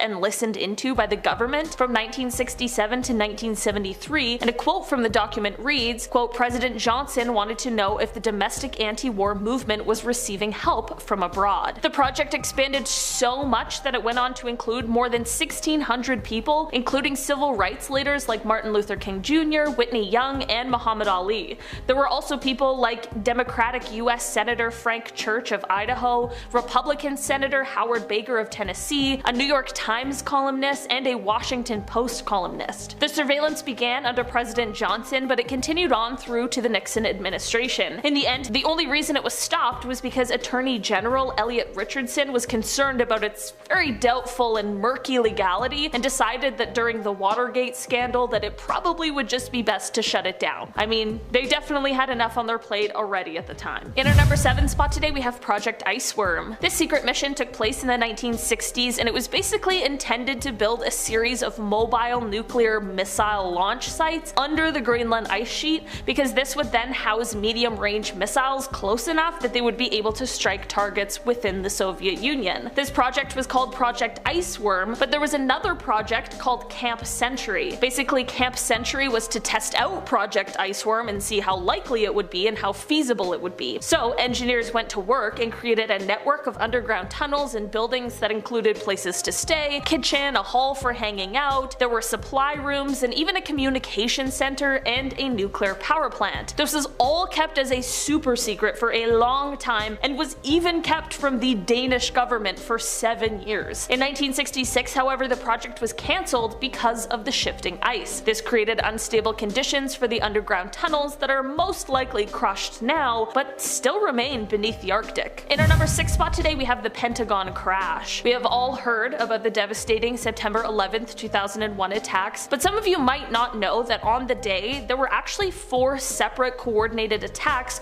all a part of the same plan, and one of those attacks was on the Pentagon. There was a photo that was previously classified but eventually has been released by the US government, and it shows the absolute devastation that was done by the commercial plane that crashed into the Pentagon. The plane was able to tear through all 5 rings that existed in the building. All of the people on board the plane that day, as well as 125 people that were in the building at the time passed away in this horrible event. For obvious reasons, the initial photos of the Pentagon damage were withheld from the public or from circulating in the media, but now that they have been released, it just shows us all another side to that horrible, terrifying day. In our number 5 spot today, we have the UFO report. This photo is of a previously classified document from 1963. Although the document still has a lot of information that has been blacked out, the document is the description and report of an unidentified flying object or UFO encounter. This is said to have taken place over the desert of Nevada, and the report was written in detail in order to have a written record of the event. This document is said to be the authentic report from the FBI, which is exactly why some of the details have still been omitted, despite it being declassified. This might seem like less of a big deal now, as in this day and age we have declassified video footage of similar kinds of encounters, but for 1963 this was huge. As discussions of alien or extraterrestrial life is a big part of our modern society, this document shows that these things have been on our minds for many years now. In our number 4 spot today, we have Project 1794. This project was created with the goal to build a sort of saucer-type aircraft that would be designed to shoot down Soviet bombers. The program, which was created in the 1950s, was quite ambitious and had some pretty lofty goals. A team of engineers began trying to build a disc-shaped aircraft, but here's the real kicker. They wanted it to be capable of traveling at supersonic speeds at high altitudes. The documents about this project show that they wanted it to be able to travel at Mach 4, which is 4 times the speed of sound, and they wanted it to be able to reach an altitude of over 100,000 feet. At the time, the project was estimated to cost about $3 million, which is about $26 million today. In the end, the project was cancelled in 1961 because the craft failed tests and proved to be aerodynamically unstable, which of course would provide a whole slew of problems at high speeds, especially supersonic ones. In our number 3 spot today, we have the Manned Orbiting Laboratory. So for this one, this is a mission that was created in response to a Soviet Union secret mission called Almaz. Basically, this program, called the Manned Orbiting Laboratory, was run by the Air Force and the intelligence community's National Reconnaissance Office, and the goal of it was to spy on and throw the Soviet Union off track in space. Some of the documents in this mission have now been declassified, and according to them, one of the goals was to knock some of Moscow's satellites out of orbit or to fire projectiles at them. They even wanted to try and capture one of the Soviet satellites in space and then basically send it back down to Earth so that they could study it. That's so wild. And because of this, Moscow equipped their secret space station with a rapid-fire cannon in order to stop any of this from happening. I seriously feel like I'm watching some sort of space action movie right now. I can't believe that these are real things that happened and they were created in the 60s and 70s. In our number 2 spot today, we have the Lunik kidnapping. Don't worry, Lunik is not a person and instead is a Soviet lunar satellite that was kidnapped just for one night. This project honestly sounds like it was taken straight from a movie, and it has to do with the Great Space Race. In the early 1960s, the Soviet Union wanted to make it as clear as possible that they were winning the race to space, so they launched a multinational exhibition of their Lunik satellites, which became the first spacecraft to impact the moon's surface, and when the Luna 3 returned, it brought with it the first ever pictures of the moon's far side. It was a big deal, and it's safe to say that the US wanted to know everything that they could about it. Of course, the satellite was heavily guarded, but it was traveling from city to city for this exhibition, so undercover CIA agents went to work. Basically, they convinced the man who drove the transport truck to get some rest at a nearby hotel, and basically they would look after it for him while he rested. I'm sure it was a bit more complicated than this, but you get the gist. From here, the agents then took apart and photographed every single component of the thing before putting it back together and placing it back in the truck for its next tour date. There is no indication that before the operation became declassified that anyone outside of those involved knew what had happened that day, and I'm not gonna lie, that's a pretty hilarious plan, and the fact that it worked is both shocking and pretty impressive. In our number 1 spot today, we have Operation Paperclip. This operation began in 1946 when the President of the United States at the time, Harry Truman, authorized it. Basically, the entire point of it was to lure scientists from Nazi Germany over to the United States after the Second World War. This was done in an effort to aid the country in their post-war efforts, as well as to ensure that the valuable knowledge these people had would not end up in the hands of perhaps the Soviet Union or either side of the divided East and West Germany. money. Had it not been classified information at the time, this would have of course been highly controversial, as many of these people were involved in, and sometimes even leaders of that hateful party. Former President Truman stood by his decision, saying that because of the relations with the Soviet Union, quote, this had to be done and was done. Several of the scientists a part of this program were later investigated because of their former ties, but one was only ever tried out of the over 1,600. None of the paperclip scientists were ever found guilty for any crimes either in the United States or in Germany. Perhaps the most famous of all of the paperclip scientists was Wernher von Braun, who played a huge role in advancing NASA's Apollo missions. This is a mysterious one to me. Robin Coulomb was an astronaut in training at NASA and was in a special 2-year program. He outbeat 18,300 applicants and had many years of schooling and expertise to do so. So hence the reason it was such a shock for the world to learn that he just quit after a little more than a year. According to a NASA spokesperson, it was for personal reasons. Look, I've seen the movies. More than likely, knowing that NASA doesn't have a high turnover rate, Robin more than likely did not quit NASA for personal reasons. We need to get the internet detectives on this case. Did he find out a secret that disturbed him so much that he had to quit? Did he discover that they are really keeping aliens at Area 51? Who knows? My vote is for the latter. Coming up at our number 9 spot, we have Mayday. Not specifically NASA, but an interesting story to note from another very awesome astronaut. You may not know this, but South Korea had its very first astronaut go to space in 2008, and it was a very big deal for them. Astronaut Yi So-yin was South Korea's first and only astronaut to quit her job, but for, in my opinion, a very good reason. While on her journey home from space, she was going to find out that it would be far from smooth. She discovered that she was veering off course, which, as you can imagine, was completely scary, even though spaceships tend to be slightly off course most of the time. But in any case, they did land safely. Hooray, but they landed 260 miles off course near some shepherds in Kazakhstan. The people of the village thought that they were aliens. Even though she made history, she eventually ended up quitting and decided to go back to school in California. Imagine going out into space and then coming home and deciding to do something else. Damn, that's a life lived. In our number 8 spot, we have black holes. Black holes are fascinating. If you haven't heard of a black hole before, well, just know that they are some of the strangest and most fascinating objects in space. They're, quote, extremely dense with such a strong gravitational attraction that not even light can escape their grasp. Apparently, the Milky Way could contain over 100 million black holes, and that was where one of the first black holes was discovered in 1964. It was called Cygnus X1.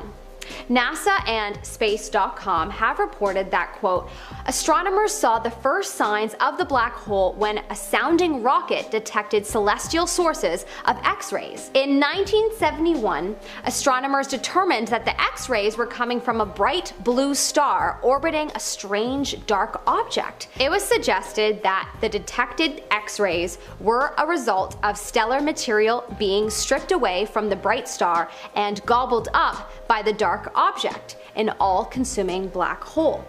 Yeah, that's not terrifying. I would probs quit after learning about this. In our number 7 spot, we have aliens. There has been an increasing amount of aerial phenomena, as NASA puts it, otherwise known as UFOs, in the last while, and so NASA has actually announced the assemblage of a team of scientists that will be examining this phenomena. Hooray! NASA said the focus will be on identifying available data, which is the best way to gather future data, and how it can use this information to advance scientific understanding of the issue. The chief of NASA's science unit, Thomas Zurbuchen, has said, quote, we're looking at the Earth in new ways, and we're also looking the other way, at the sky, in new ways. What we're really trying to do here is start an investigation without an outcome in mind. Well, at least they finally admit to aliens possibly existing, and all the conspiracy theorists of the world can say to the people that downplayed all of the evidence, told ya. In our number 6 spot, we have space music. This is allegedly from the Apollo 10 mission to space. The astronauts were checking out various equipment to see what would work in space. Of course, the stakes were high because they were actually in space, and who knows if the equipment might blow up or whatnot. But apparently when they put on headphones connected to a speaker they were testing, they heard a strange whistling sound. They were so amused and a little unsettled by this strange music that they later called it space music. In our number 5 spot we have the space fire. Apparently astronaut Jerry Lainier, who was stationed on the Mir space station, was just having his dinner when suddenly he discovered an extra tank of oxygen-based chemicals catch fire. Lainier said, quote, "It was a hot fire burning out of control." Apparently the fire was blocking one of the Soyuz ships that the team would have had to board in order to evacuate, so had they not put the fire out, somebody would have been left behind. Yikes, well that's a little unsettling. Thankfully, they did. In our number 4 spot we have the floating animal corpses. The thought of this is literally horrific, as I am obsessed with animals and refuse to kill even an ant, but hearing this isn't that surprising, as apparently the first living things sent to space were a monkey and a dog. Those poor babies probably had no idea what was happening until they eventually starved to death, which is just sad. Anyways, hearing this shouldn't then surprise you to hear that the corpse of the dog and monkey can be seen floating in space. Imagine seeing that and then having to go on doing what you're doing. God.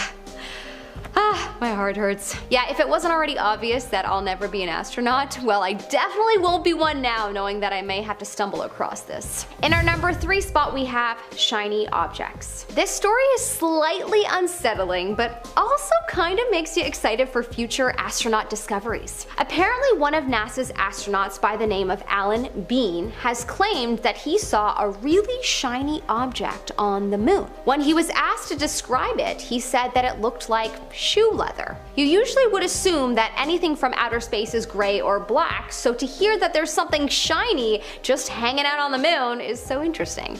It reminds me of that kid's book where that one fish was really sparkly, the rainbow fish. Loved that book. They were never able to learn anything more, but could this be the moon's version of a diamond? Probably. In our number 2 spot we have they're watching us. Allegedly, when Neil Armstrong landed on the moon in 1969, it is said that NASA lost transmission for about 2 minutes. Apparently during those 2 minutes there was a secret message to NASA that said, "Those babies were huge, sir. Enormous. Oh God, you won't believe it. I'm telling you, there are other spacecrafts out here lined up on the far side of the crater's edge. They're on the moon watching us." Whoa. Okay, well, I am now a believer in the fact that I'm sure they did not lose transmission, and I'm sure NASA only said that so that the general employees and people watching could not hear what needed to be said. Finally, in our number 1 spot we have a fleet of UFOs. Apparently astronaut Gordon Cooper witnessed the most crazy thing in human history, in my opinion. Proof that our future could potentially be Star Wars in real life. He saw a fleet of UFOs. That's right. He claims to have seen it around the time he flew the Air Force. What's wild is that about 10 years later, he'd bear witness to another UFO. Also the luckiest man in history. Allegedly in 1963, a UFO flew towards him. Apparently it was picked up on a radar too, which confirms the proof of existence and Gordon's story. Whoa. Fun fact, I once saw a floating light in the sky, and then I saw it literally zoom away at lightning speed, not lying, so I'm pretty sure I also have seen a UFO. Project Grudge Report 13. Okay, I've read quite a few different UFO sighting stories and stories of alleged alien abductions, and this is fully one of the most terrifying I have ever heard of. So basically, the story starts off in March of 1956 when Jonathan P. Lovett was assisting Major William Cunningham in the White Sands Missile Testing Grounds near Holloman Air Force Base in New Mexico. The pair were out searching for debris from a recent rocket test when Major Cunningham heard a loud scream. His first thought was that Sergeant Lovett had been bitten by a snake, so he went around to help aid his partner, and this is when he allegedly saw something that he never expected. He recounted seeing the sergeant being dragged away by some sort of long serpentine arm that had wrapped around his legs. Whatever this creature was, it was connected to a hovering disc that was in the air about 15 feet away. The major stood there in horror as he watched this creature and the sergeant retreat into the craft, which then rose vertically into the sky. Of course, he immediately radioed for help, and while he was taken to the hospital for observation after this, search teams were sent out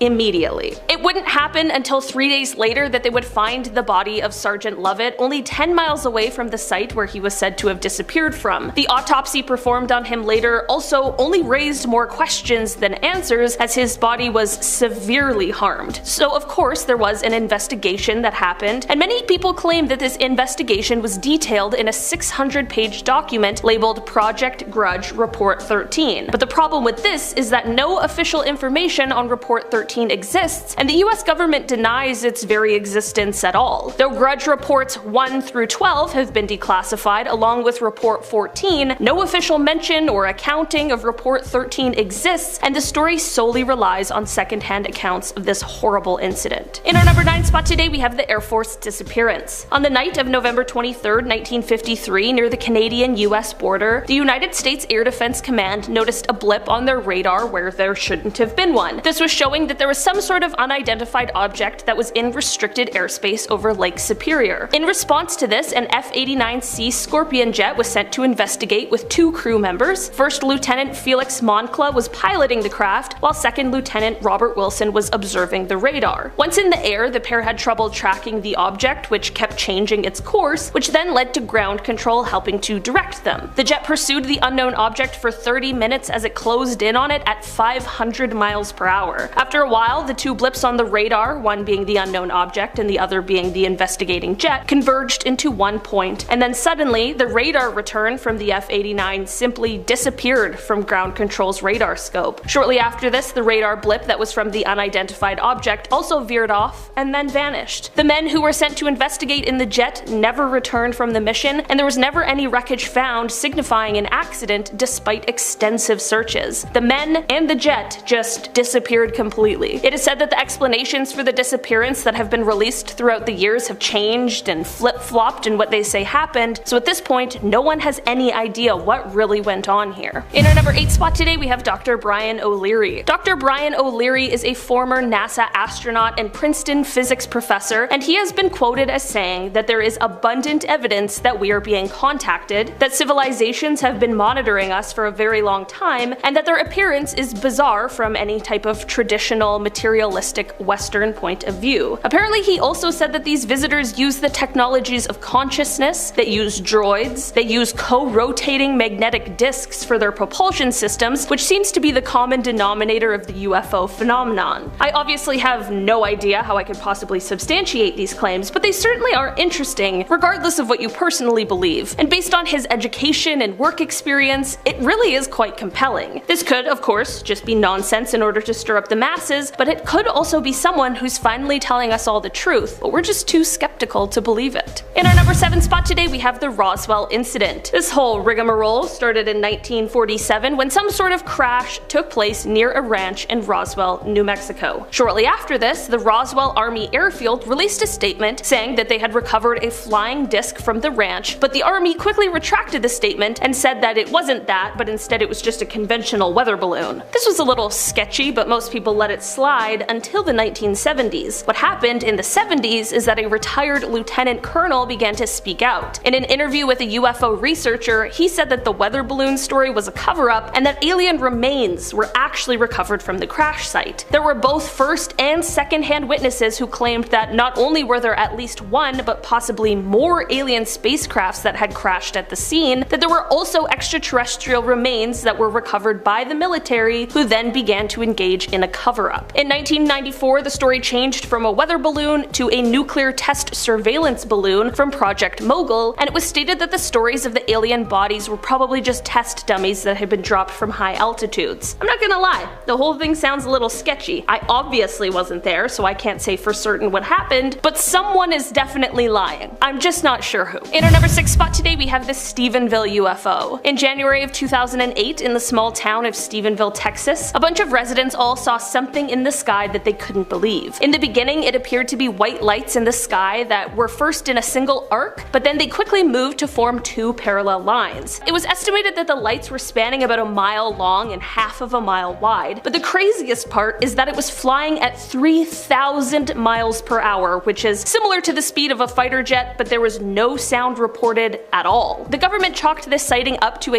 US Air Force flight operation, but many of the residents who saw this event on that day were absolutely not convinced and truly felt like they were lied to. Some even explained that what they saw was too technologically advanced for the human civilization. In our number 5 spot today, we have the Rendlesham Forest incident. This incident is often referred to as Britain's Roswell incident, and it took place in December of 1980. The incident took place in the Rendlesham Forest, which is a pine forest in England that, at the time, sat in between two United States Air Force bases, RAF Bentwaters and RAF Woodbridge. Over several nights around this time of year, actually, a number of credible military personnel reported strange and colorful lights both above as well as in the forest. Some of those who were sent to investigate the strange lights reported seeing a triangular craft at close range, and there was even a famous audio tape made of the encounter. After these happenings, the UK Ministry of Defence claimed that the incident posed no threat to national security, and because of that, it was never investigated further. What really happened in the forest all those years ago remains a total mystery, but those who actually witnessed the lights and the aircraft are said to have remained totally baffled. In our number 4 spot today, we have the unexplained UFO. In 2017, after the existence of the Advanced Aviation Threat Identification Program became more well known, a video was released of an encounter between an FA-18 Super Hornet and some sort of unidentified flying object. There weren't a ton of details released about exactly what happened during this encounter, but using the Raytheon Advanced Targeting Forward-Looking Infrared Pod, they were able to capture an extremely fast-moving white oval that was around 45 feet long. The oval had no wings, and it didn't appear to have any kind of exhaust either. They were tracking the UFO at an altitude of 25,000 feet just above the Atlantic Ocean, and then they were shocked as the craft rotated on its axis and flew away. There was no explanation released with the footage because it truly is unbelievable and currently unexplainable. In our number 3 spot today, we have the USS Princeton UFO. This UFO sighting comes from 2004. On November 14th of that year, the USS Princeton noticed an unknown aircraft of some sort that was about 100 miles off of the coast of San Diego. For 2 weeks prior to this crew had been tracking a strange flying object that would start out at around 80,000 feet before extremely quickly dropping to hover right above the Pacific Ocean. Black Aces Commander David Fravor and Lieutenant Commander Jim Slate of Strike Fighter Squadron 41 went over in 2 fighter jets in order to kind of scope out the situation, and when they arrived, they saw what at first appeared to be churning water, while there was just an oval shape just below the surface. After this, a white oval-shaped object appeared above the water, but it had no markings on it at all. Like, no windows, nothing that would indicate an engine, no wings, and the infrared monitors on the jet didn't pick up any sort of exhaust. The commander and lieutenant commander tried to intercept this strange aircraft, but it very quickly flew away and reappeared on the monitor 60 miles away. Like, when I say quickly, I mean it was moving at 3 times the speed of sound and over twice the speed of fighter jets. So faster than any kind of technology we currently have. We still don't know what exactly this was, but sure a lot of us are thinking the same thing. In our number 2 spot today, we have the cigar-shaped UFO. Let's set the stage. It's 2:45 a.m. on July 24th, 1948, and there are 20 passengers aboard a twin-engine propeller plane that is at 5,000 feet being flown from Houston to Atlanta by pilot Clarence S. Childs and co-pilot John B. Whitted. Out of the 20 passengers on board, 19 of them are asleep at these early morning hours, and everything seems to be going as per usual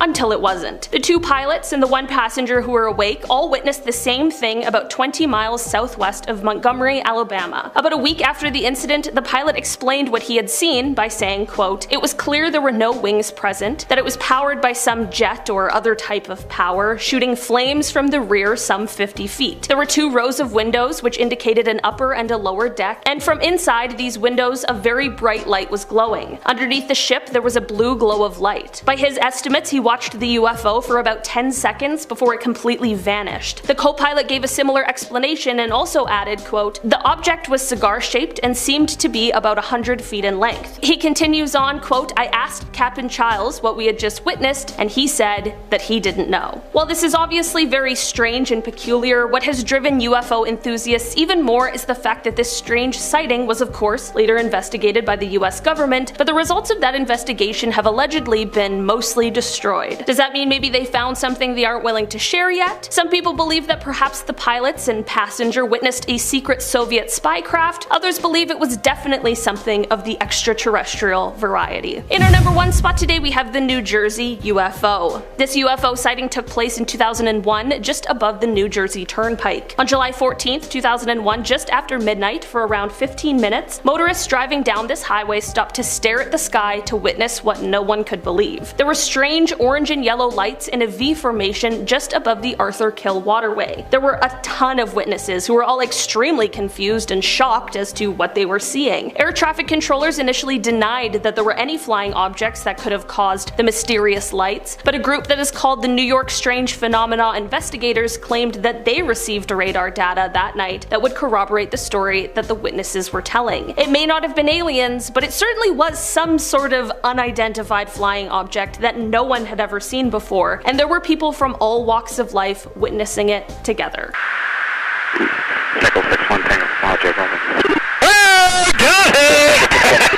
What you just saw was a declassified footage that has recently been released by the Department of Defense. US Navy pilots encountered an unidentified flying object flying just over the sea. The footage you just saw was captured on a Raytheon at-flare pod, which is a very expensive device that has multi-sensors on it, and it can track and capture things in the distance at very high speeds. The Department of Defense has declined to comment on this video, but the agency did confirm to the media that the US government had run a program for investigating reports of UFOs. They weren't sure if this could maybe be a threat. Maybe they thought Earth was being attacked. Maybe the aliens was just scoping out Earth, to just see if they can invade. Pretty freaky, so let's move on. What you're about to see next is very terrifying. An alien invasion is up next at number 9. The footage I'm about to show you guys was filmed in 2015 in Egypt by an Egyptian student.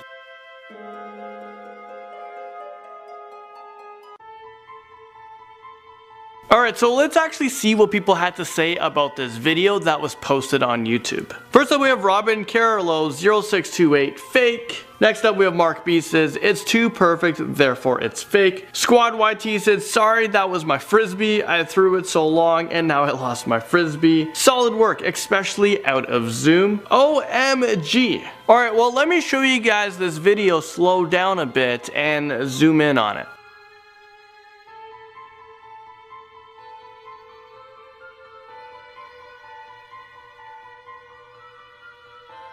Alright, so we've had enough of that. Let's move on. Let's move on to number 8. This next legend comes from Kenneth Arnold, who believes he saw an alien UFO on June 24th, 1947. Just remember this year to the end of the video, 1947, because there was another sighting just a month after this date. Kenneth Arnold was a private pilot when he saw 9 unidentified flying objects, and they flew past Mount Rainier, which is located in Washington. Kenneth estimated these flying objects going at a minimum speed of 1,200 miles an hour, which is around 1,932 kilometers an hour. This is much faster than commercial planes we have today. But remember, this is 1947. This was during World War II, which was in the 40s. The fastest plane was the Supermarine Spitfire. So it for sure wasn't a plane made by man, because we never made planes that can go that fast in the 40s, which only leaves us to believe that these flying objects were not from Earth. The question is, where did they come from? Now that's a scary question. I'm not sure if I want to know. The Alderney alien sighting back in 2007 that was spotted by 2 different people come in at number 7. This one's pretty freaky. Okay, so we all know people can make up stories all the time, right? Well, what is the chances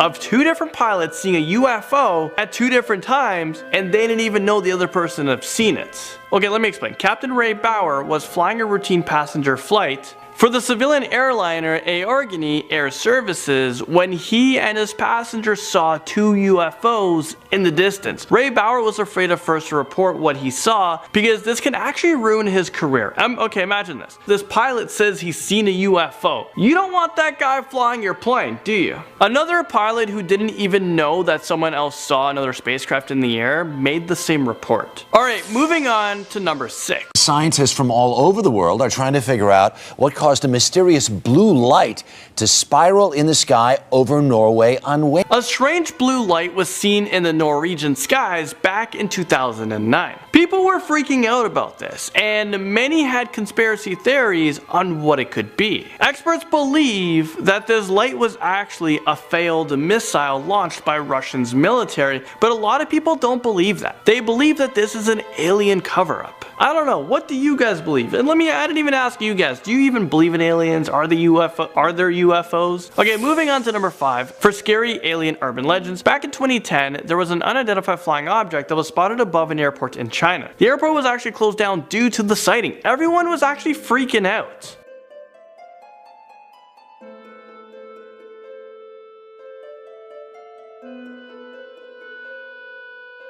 Okay, if I saw this in the air, I would also be freaking out. I mean, what is that? Google captured a UFO on camera, and this shockingly comes into number 4. Jacksonville, Texas, and go to the street view, then pan around, and there it is. A thing that I don't know what... I actually know what it is. It's obviously an alien spacecraft, and it's coming for people in Jacksonville, Texas. Let's see what other people think it is. What is it? I don't know what it is. Look at it. Now what is that? A car in the sky? I looked up. Okay, what the heck did that woman just say? Okay, is this real life right now? What is going on in Texas? Okay, let's not ask any more questions because I don't think we're gonna have the answer for this one. So let's move on. Next up on our list at number 3, let me take you guys over to India for this one, where this image was seen by people and it actually went viral all over the news. This video is actually insane and I don't know what that thing is. This might actually be the most plausible encounter to alien life. I'm not kidding. It's massive and the most prominent that we've ever seen. It's the most prominent for sure on our list. India has actually been known for UFO sightings. Recorded sightings go back to like 1951, where 25 people in New Delhi saw a UFO hovering over them, and then they all said that it just suddenly vanished. At number 2, we have this insane footage that was actually just captured maybe about 5 months ago. And we actually know what this is, so...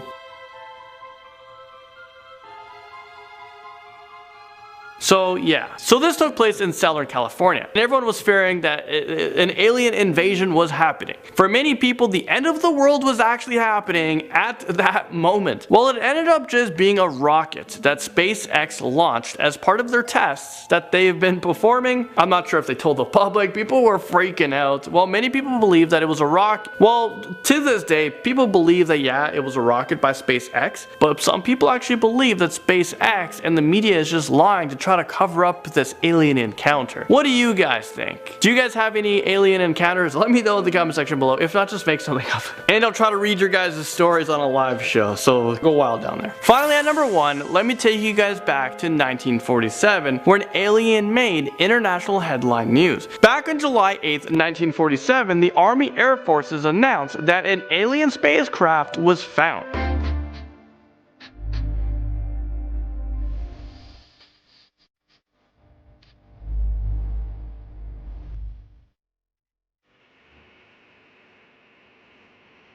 So that was reported by ABC News. It was probably reported on a TV that looks something like this, or on a radio that looks like this. I don't even know what that is. After that was reported, there were many conspiracy theories surrounding what people thought to be an alien spacecraft. People thought the spacecraft had extraterrestrial beings inside, and the military knew about it, and they just covered it up. Organic object. Leland Melvin is an American engineer and retired NASA astronaut who served on board the space shuttle Atlantis as a mission specialist. He is an incredibly brilliant man with an incredible resume and possibly has one of the best NASA photos of all time, but it's his expertise and intelligence that really makes this story so unnerving. He claimed that while on a space mission as he was orbiting Earth, which is definitely the coolest beginning for a spooky tale, but also really sets the stage for a multitude of horrifying things that could be about to happen. While he was on this mission, he said he saw a quote alien-like organic object. NASA disputed his claims and said that what he saw was just ice, but I feel like I trust the person who actually saw it with their own eyes. Leland went on to write that whatever he saw was quote translucent, curved, organic looking. I have no explanations to offer, but I will say it certainly is interesting and kind of terrifying, and it only adds more horror to the story when you realize that they tried to cover it up. In our number 9 spot today we have Levelland. This incident took place in 1957 in Levelland, Texas, and actually was the inspiration for a scene in the film Close Encounters of the Third Kind. In the real-life incident, dozens of citizens from across the city began individually reporting seeing a rocket or strange set of lights or some sort of unidentified object, but that wasn't it. Whatever these citizens were seeing was also reportedly interfering with their vehicles as well. Engines were suddenly just dying out and lights were cutting out. If this happened just 1 or 2 times, this could have been some kind of a really strange coincidence, but it was way too many instances. Something else had to have been at play. The authorities at first thought that the reports were a hoax until they too saw the strange lights as they began to investigate. This is where Project Blue Book came in to also investigate, and they came up with quite the conclusion. They claimed that whatever had happened here was simply just a case of an electrical storm and ball lightning that caused the lights in the mechanical malfunctions. That's super reasonable, but the catch with this explanation is that there were no reported thunderstorms in the area that night at all. I'm just saying, something here clearly isn't adding up quite right. In our number 8 spot today we have the lone survivor. This is an unexplained signal that was first detected in 2003 when astronomers were using a massive telescope in order to re-examine 200 different areas of the sky. I say re-examine because these were areas where there was once a signal that was detected coming from them, and they were taking a look back to see if they could detect the same signal again. During this re-examination, they found all of the signals had disappeared except for one. This signal didn't only stick around, but it actually got stronger. This signal is coming from between the constellations of Pisces and Aries, and the curious thing about this location is that it resides in a place where there are known obvious planets or stars. To make things a little more mysterious, there are scientists who believe that the frequency this signal is in is the frequency alien life would be most likely to use if they were trying to contact us. I have no idea what leads them to that theory, but it felt too interesting to exclude. While there are other possibilities of what these signals are or where they're coming from, it's quite an interesting piece of information and is something that definitely deserves more looking into. In our number 7 spot today we have the space snake. Dr. Franklin Story Musgrave is an American physician and retired NASA astronaut, and considering how credible he tends to be, despite the absurdities of this story, it makes it hard to pass off as a lie so easily. While he was in space, he claims that he saw something that I don't wish upon anyone, a sort of space snake. He said that he saw an 8-foot-long white snake floating through space. I don't even know what I would do. Probably cry? Probably call Houston? I'm not sure. There are many people who think that this was simply just a detached hose from the spaceship, but Dr. Musgrave remains adamant on what he saw, and to be completely honest, I believe him. Maybe his mind was playing tricks on him. I mean, I don't know what happens in space, but I do find it really hard to believe that this person, who would likely be really familiar with the parts of a spacecraft, mistook a hose for a snake. Also, how would they not notice an 8-foot-long hose missing? Again, I'm certainly no astronaut or scientist or engineer, but it all just seems very strange. In our number 6 spot today we have the classified report. We're just barely getting into 2023, but already there are some crazy announcements, including one regarding a report that was delivered to Congress from the Director of National Intelligence. Basically, since August of last year, there's been a total of 510 unidentified aerial phenomenon observed in protected airspace or near sensitive facilities. According to the report, report, 26 of these were described as drones, 163 were labeled as balloons or balloon-like entities, and 6 were described as clutter, whatever that means. This is all fine and well, but the concern sets in when we consider that this leaves 171 sightings unaccounted for, some of which appear to have demonstrated unusual flight characteristics or performance capabilities. It's also important to note that the majority of these sightings are coming directly from Navy and Air Force pilots. Here's the thing, what we know as the public is only a 12-page declassified summary of the actual, real, secret report that was delivered to Congress. Only time will tell if we ever find out what the rest of the report includes or what will happen with further investigation into the 171 sightings, but hopefully if answers do arise, one day we'll find out. And hey, maybe if they don't, maybe Anonymous will just hack them. And then we'll find out. In our number 5 spot today, we have the lights. Leroy Chiao was the commander of the ISS in 2005, and this is exactly when this strange sighting occurred. It is said that he wasn't the only one who witnessed this, however, as it is said that the entire crew was there to see this really unexplainable occurrence along with him. Basically, it is said that they saw a strange set of lights while up in space. He went out to describe the lights and said that they were in the formation of an upside-down V, and that they ended up just stumbling upon this bizarre situation as the formation flew past them. I'm just gonna say it. I mean, I think it's aliens. I just don't have any other possible explanations, and you're telling me that the whole crew saw it? Not just one person this time, all of them. I swear, nothing will convince me of aliens more than an astronaut's first-hand account. Cause like, it's hard for aliens to come and visit us here on Earth, but like, they're just flying through space? They're like, yeah man, this is what we do too, just on the highway. Okay, sorry, I'm going a little crazy. In our number 4 spot today, we have the Lubbock incident. On August 25th, 1951 in Lubbock, Texas, a group of scientists from Texas Technical College were all hanging out in the backyard of geology professor Dr. W.I. Robinson. They were all chilling, enjoying each other's company, until around 9:20 p.m. when they saw something strange. It was a V-shaped formation of 15 to 30 bluish-green lights passing overhead. They were completely confused over what it could be, but figured that the lights would likely reappear, which they did. About an hour later, the lights reappeared, and at this point, all of these scientists knew that they had witnessed something exceptionally interesting. But what was it? The scientists weren't the only one to witness the lights either. About 350 miles away in Albuquerque, New Mexico, an employee of the Atomic Energy Commission's top secret Sandia Corporation, who had a high-level Q security clearance, had been sitting outside with his wife, quote, gazing at the night sky, commenting on how beautiful it was, when both of them were startled at the sight of a huge airplane flying swiftly and silently over their home. On the aft edge of the wings, there were 6 to 8 pairs of soft, glowing bluish lights. There were more sightings as well, all reporting a similar thing. The group of scientists began investigating, tracking the lights, which they had witnessed 12 more times. They measured the angle of the flights, they tracked the speed, and they attempted, unsuccessfully, to try and measure the UFO's altitude. Here's the deal with this though, the government did end up investigating, but the official explanation for these lights is the most cryptic message I've ever seen. It read, quote, I thought that the professor's lights might have been some kind of birds reflecting the light from mercury vapor streetlights, but I was wrong. They weren't birds. They weren't refracted light, but they weren't spaceships. The lights that the professors saw have been positively identified as a very commonplace and easily explainable natural phenomena. I can't divulge exactly the way the answer was found because it is an interesting story of how a scientist set up complete instrumentation to track down the lights. Telling the story would lead to his identity, and exchange for his story, I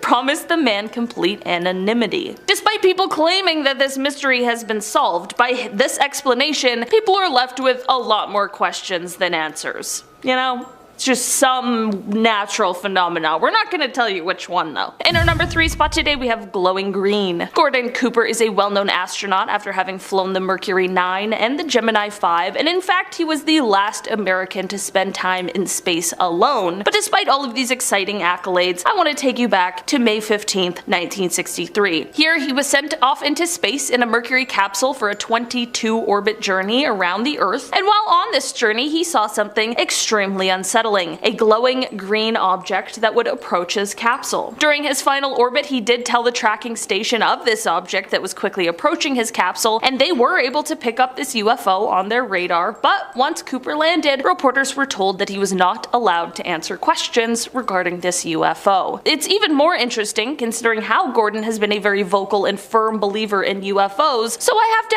ask, what do you think this was? In our number 2 spot today, we have the Shag Harbor incident. This UFO encounter is often referred to as Canada's Roswell, so I was shocked that I hadn't heard of it before. Basically, this incident took place on October 4th, 1967, when an unknown object crashed into the water near Shag Harbor, which is a tiny town in Nova Scotia. There were at least 11 people who witnessed this object as it crashed, and many people claim to have heard a whistling sound followed by a loud bang when the crash took place. The witnesses that claimed to have seen the UFO were all doing a bunch of different things at the time. One couple was just sitting on their porch, but 2 witnesses that really get me are a flight pilot and a ship captain. On Air Canada Flight 305, First Officer Robert Ralph pointed out to Captain Pierre Charbonneau that there was something strange out the left side of the aircraft. They reported an object tracking along on a parallel course a few miles away and described it as a brilliantly lit rectangular object with a string of smaller lights trailing the object. Shortly after they first noticed it, there was a large but silent explosion near the unknown object, and then 2 minutes later there was a second explosion, but this one faded to a blue cloud. As for the ship captain, Captain Leo Howard Bursey saw 4 blips on the decorator that were totally stationary. This led to him looking up to the sky, and this is when he saw 4 bright objects sitting in a rectangular formation about 28 kilometers from the vessel's window. He wasn't even the only one who saw it on board. The entire crew of nearly 20 fishermen stood on deck and watched. A man named Laurie Wickens was another one of the witnesses, and he and some friends ended up calling the RCMP, the Royal Canadian Mounted Police, because they saw a huge object floating in the Atlantic Ocean about 1,000 feet offshore. This is all super weird, and not only the RCMP, but also the Royal Canadian Navy and the Royal Canadian Air Force became involved in the investigation, but nothing was ever recovered or found. But it was also revealed that all commercial, private, and military aircrafts along the eastern seaboard were accounted for. So what could all of these witnesses have seen? Since they never officially identified what it was, in the official Government of Canada documents it is listed as a UFO. In our number 1 spot today, we have the 2021 UFO. On February 21st of 2021, a blogger was using a radio scanner to try and pick up the feed from an aircraft when he received much more than he ever expected. He intercepted the transmission of the wrong aircraft,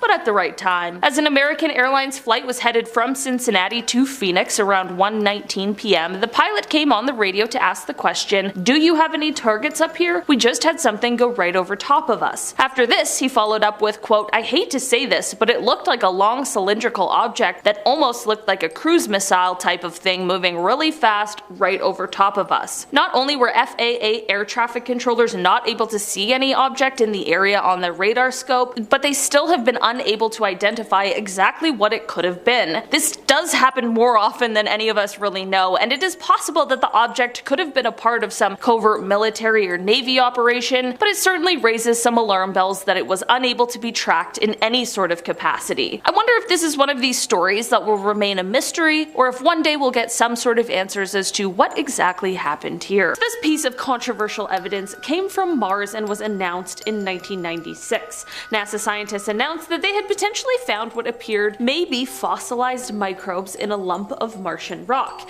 It is likely that this rock came off during some sort of Mars collision and just casually floated around the solar system for 15 million years before landing in Antarctica in 1984. Just casual space stuff. After analyzing the rock, it was revealed that it contained organic molecules and small specks of mineral magnetite, which is sometimes found in the bacteria on Earth. Upon further analysis with an electron microscope, it was claimed that there were signs of nanobacteria. Since then, some claim that the magnetite wasn't that similar to those found in bacteria, and there is belief that the signs of the nanobacteria could have been grown in a lab. In our number 9 spot today, we have Oumuamua. A few years ago, scientists all agreed that we had found an object that was flying through our solar system, and they called it Oumuamua, and it was widely agreed that it was an interstellar comet that had swung out from around another star. Upon closer examination, however, they realized that something was propelling it, causing it to accelerate, and this is when the debate started, because they just don't really know why. Avi Loeb, who's a Harvard University astrophysicist, proposed the idea that rather than a comet, this could be an alien probe that is being pushed by a light sail, which is a very wide but extremely thin piece of material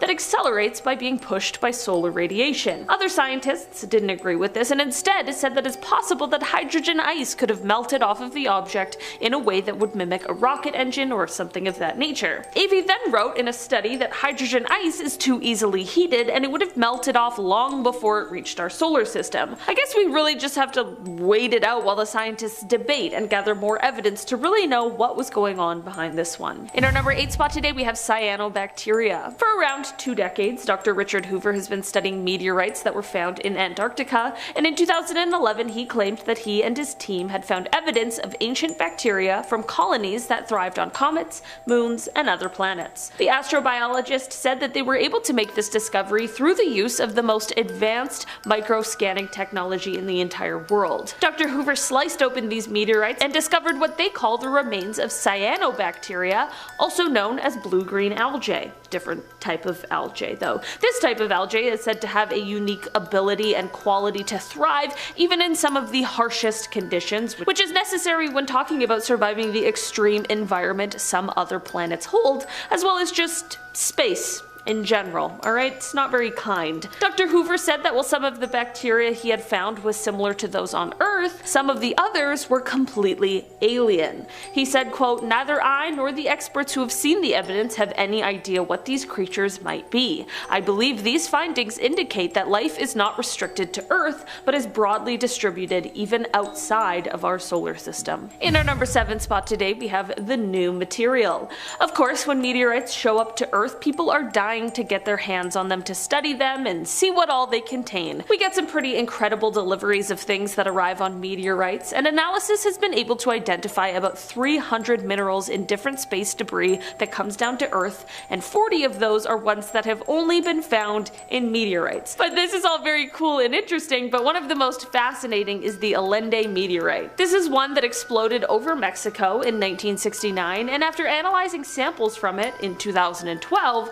scientists announced the discovery of a material that had never been seen on Earth, and that frankly, no one even knew was possible to make. It was called penguinite, and it consists of quite a strange variety of elements including titanium, zirconium, and scandium. In our number 6 spot today, we have stardust. Just a few years ago, researchers in Australia made a startling discovery. Ancient grains that were discovered inside of a meteorite that had landed inside of the country were studied, and it was revealed that they were actually grains of stardust. Okay, I know this is Australia, not America, but what am I to do, alright? Stardust? I can't leave that out. This dust was formed somewhere around 5 to 7 billion years ago, and it is now the oldest solid material ever found on Earth. These kind of pre-solar grains are a very rare find. In fact, they're so rare that they're only found in about 5% of meteorites that have fallen to Earth. This is a fascinating discovery because having something like this really is the next best thing aside from having the actual star itself, and it gives insight into our universe billions of years ago. In our number 5 spot today, we have the radiation-proof bacteria. In 2002, Russian astrobiologists hypothesized that a bacteria here on Earth may have actually evolved on Mars. Deinococcus radiodurans is the most tough bacteria on Earth. It can withstand even the most extreme conditions, such as cold, dehydration, vacuum, and acid, but the craziest part is that it is virtually radiation-proof. These little microbes can withstand several thousand times the amount of radiation a human can withstand, as well as more radiation than any other bacteria on Earth. You can even find this bacteria on the inside of a nuclear reactor. Like, that's how radiation resistant it is. Scientists did an experiment to see how quickly this bacteria could build up a stronger radiation resistance by zapping the bacteria with enough radiation to kill 99.9% of it, then leaving the remaining 0.01% to repopulate before zapping it again and just repeating the process. It was concluded that it would have taken E. coli thousands and thousands of rounds to build up the same resistance that this hardy bacteria did in only 44 rounds. With this experiment, and based on the dose of radiation they gave each bacteria, it would take millions and millions of years to get even close to the amount of radiation they gave the bacteria in one cycle. Since Earth just doesn't carry that amount of radiation, it has led some scientists to speculate that since Mars is virtually unprotected and receives extremely high amounts of radiation, that these bacteria may have evolved on Mars and gained their resistance in just a few 100,000 years, and then they may have been flung off of Mars by an asteroid and then brought to Earth on meteorites. It certainly is just a hypothesis at this point, but really, how else can we explain this random, superpowered bacteria that is unlike anything else on our Earth? In our number 4 spot today, we have the USO. UFO to USO. Daryl Miklos is an explorer who took a deep dive following maps that had been put together by his friend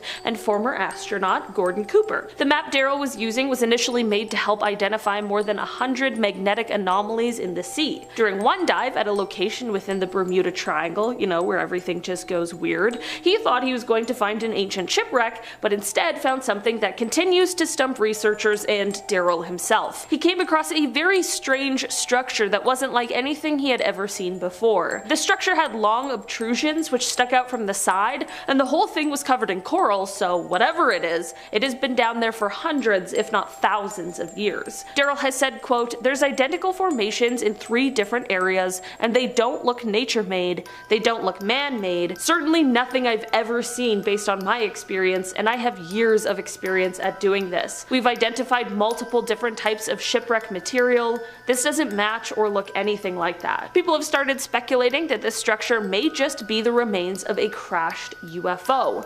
If it isn't that, then what else could it be? In our number 3 spot today, we have energetic cosmic rays. Energetic cosmic rays are described as high energy protons and atomic nuclei that move through space at nearly the speed of light. There are some that originate from supernova, but there are some that originate from outside of our galaxy, and those ones have scientists wondering where they are coming from and what the source of them is. As these cosmic rays flow into our solar system, their paths are bent by the magnetic fields of both the sun and the Earth. Upon impact with Earth's atmosphere, these rays produce a shower of secondary particles. Some of these particles do end up reaching Earth, but most are intercepted by either the magnetosphere or the heliosphere. The strongest cosmic rays are extremely powerful, and they can have energies over 100 million times greater than a man-made collider. If you're wondering why you should care about this space mystery, it's because these things have the power to cause our digital systems to crash, and in our ever-increasing digital world, that could cause some major disruptions to life. That is why we care about how many of their origins remain a complete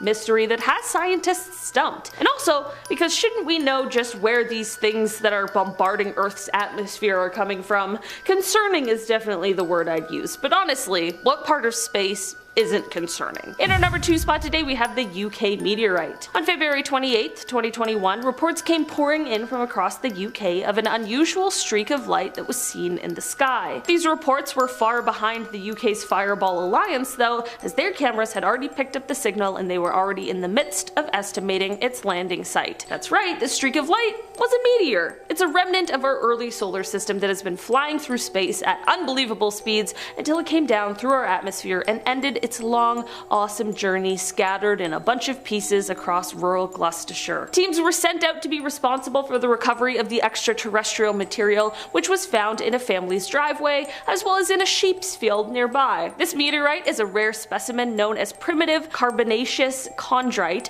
which is said to contain materials that have been essentially unaltered since the formation of the solar system 4.5 billion years ago. The pieces of this meteorite can give us insights into the building blocks of the planets, and it could potentially give us clues as to how the Earth came to be this wonderful planet that possesses all of the resources necessary to sustain human life. And finally, in our number 1 spot today, we have the ancient sightings. This evidence comes from long before any of us were alive, but that doesn't mean it isn't potentially important. There have of course been recent UFO sightings and sometimes even reported alien visits or abductions. But with pop culture and the media and social media, it's easy for us to write these off as hoaxes or people who are just trying to receive their 5 minutes of fame, or people who thought that they saw something but were mistaken by another piece of human technology. But what about the people who claimed these kinds of sightings long before the internet or international news or even human-made flying objects existed? In our history, even our ancient history, there have been writings and paintings of the potentially extraterrestrial variety. As one example, the 15th century painting The Madonna with Saint Giovanni depicts the Virgin Mary, but also in the background features some sort of hovering disc-like object that looks a lot like a UFO. This isn't the only example, however, as we've also seen some otherworldly beings in ancient cave paintings and Sanskrit scrolls, and there are some people who swear it is also written in the Book of Ezekiel. It certainly says something that potential alien sightings have existed since so far back in our human history, so it must either point to proof of alien existence or just humans being obsessed with conspiracies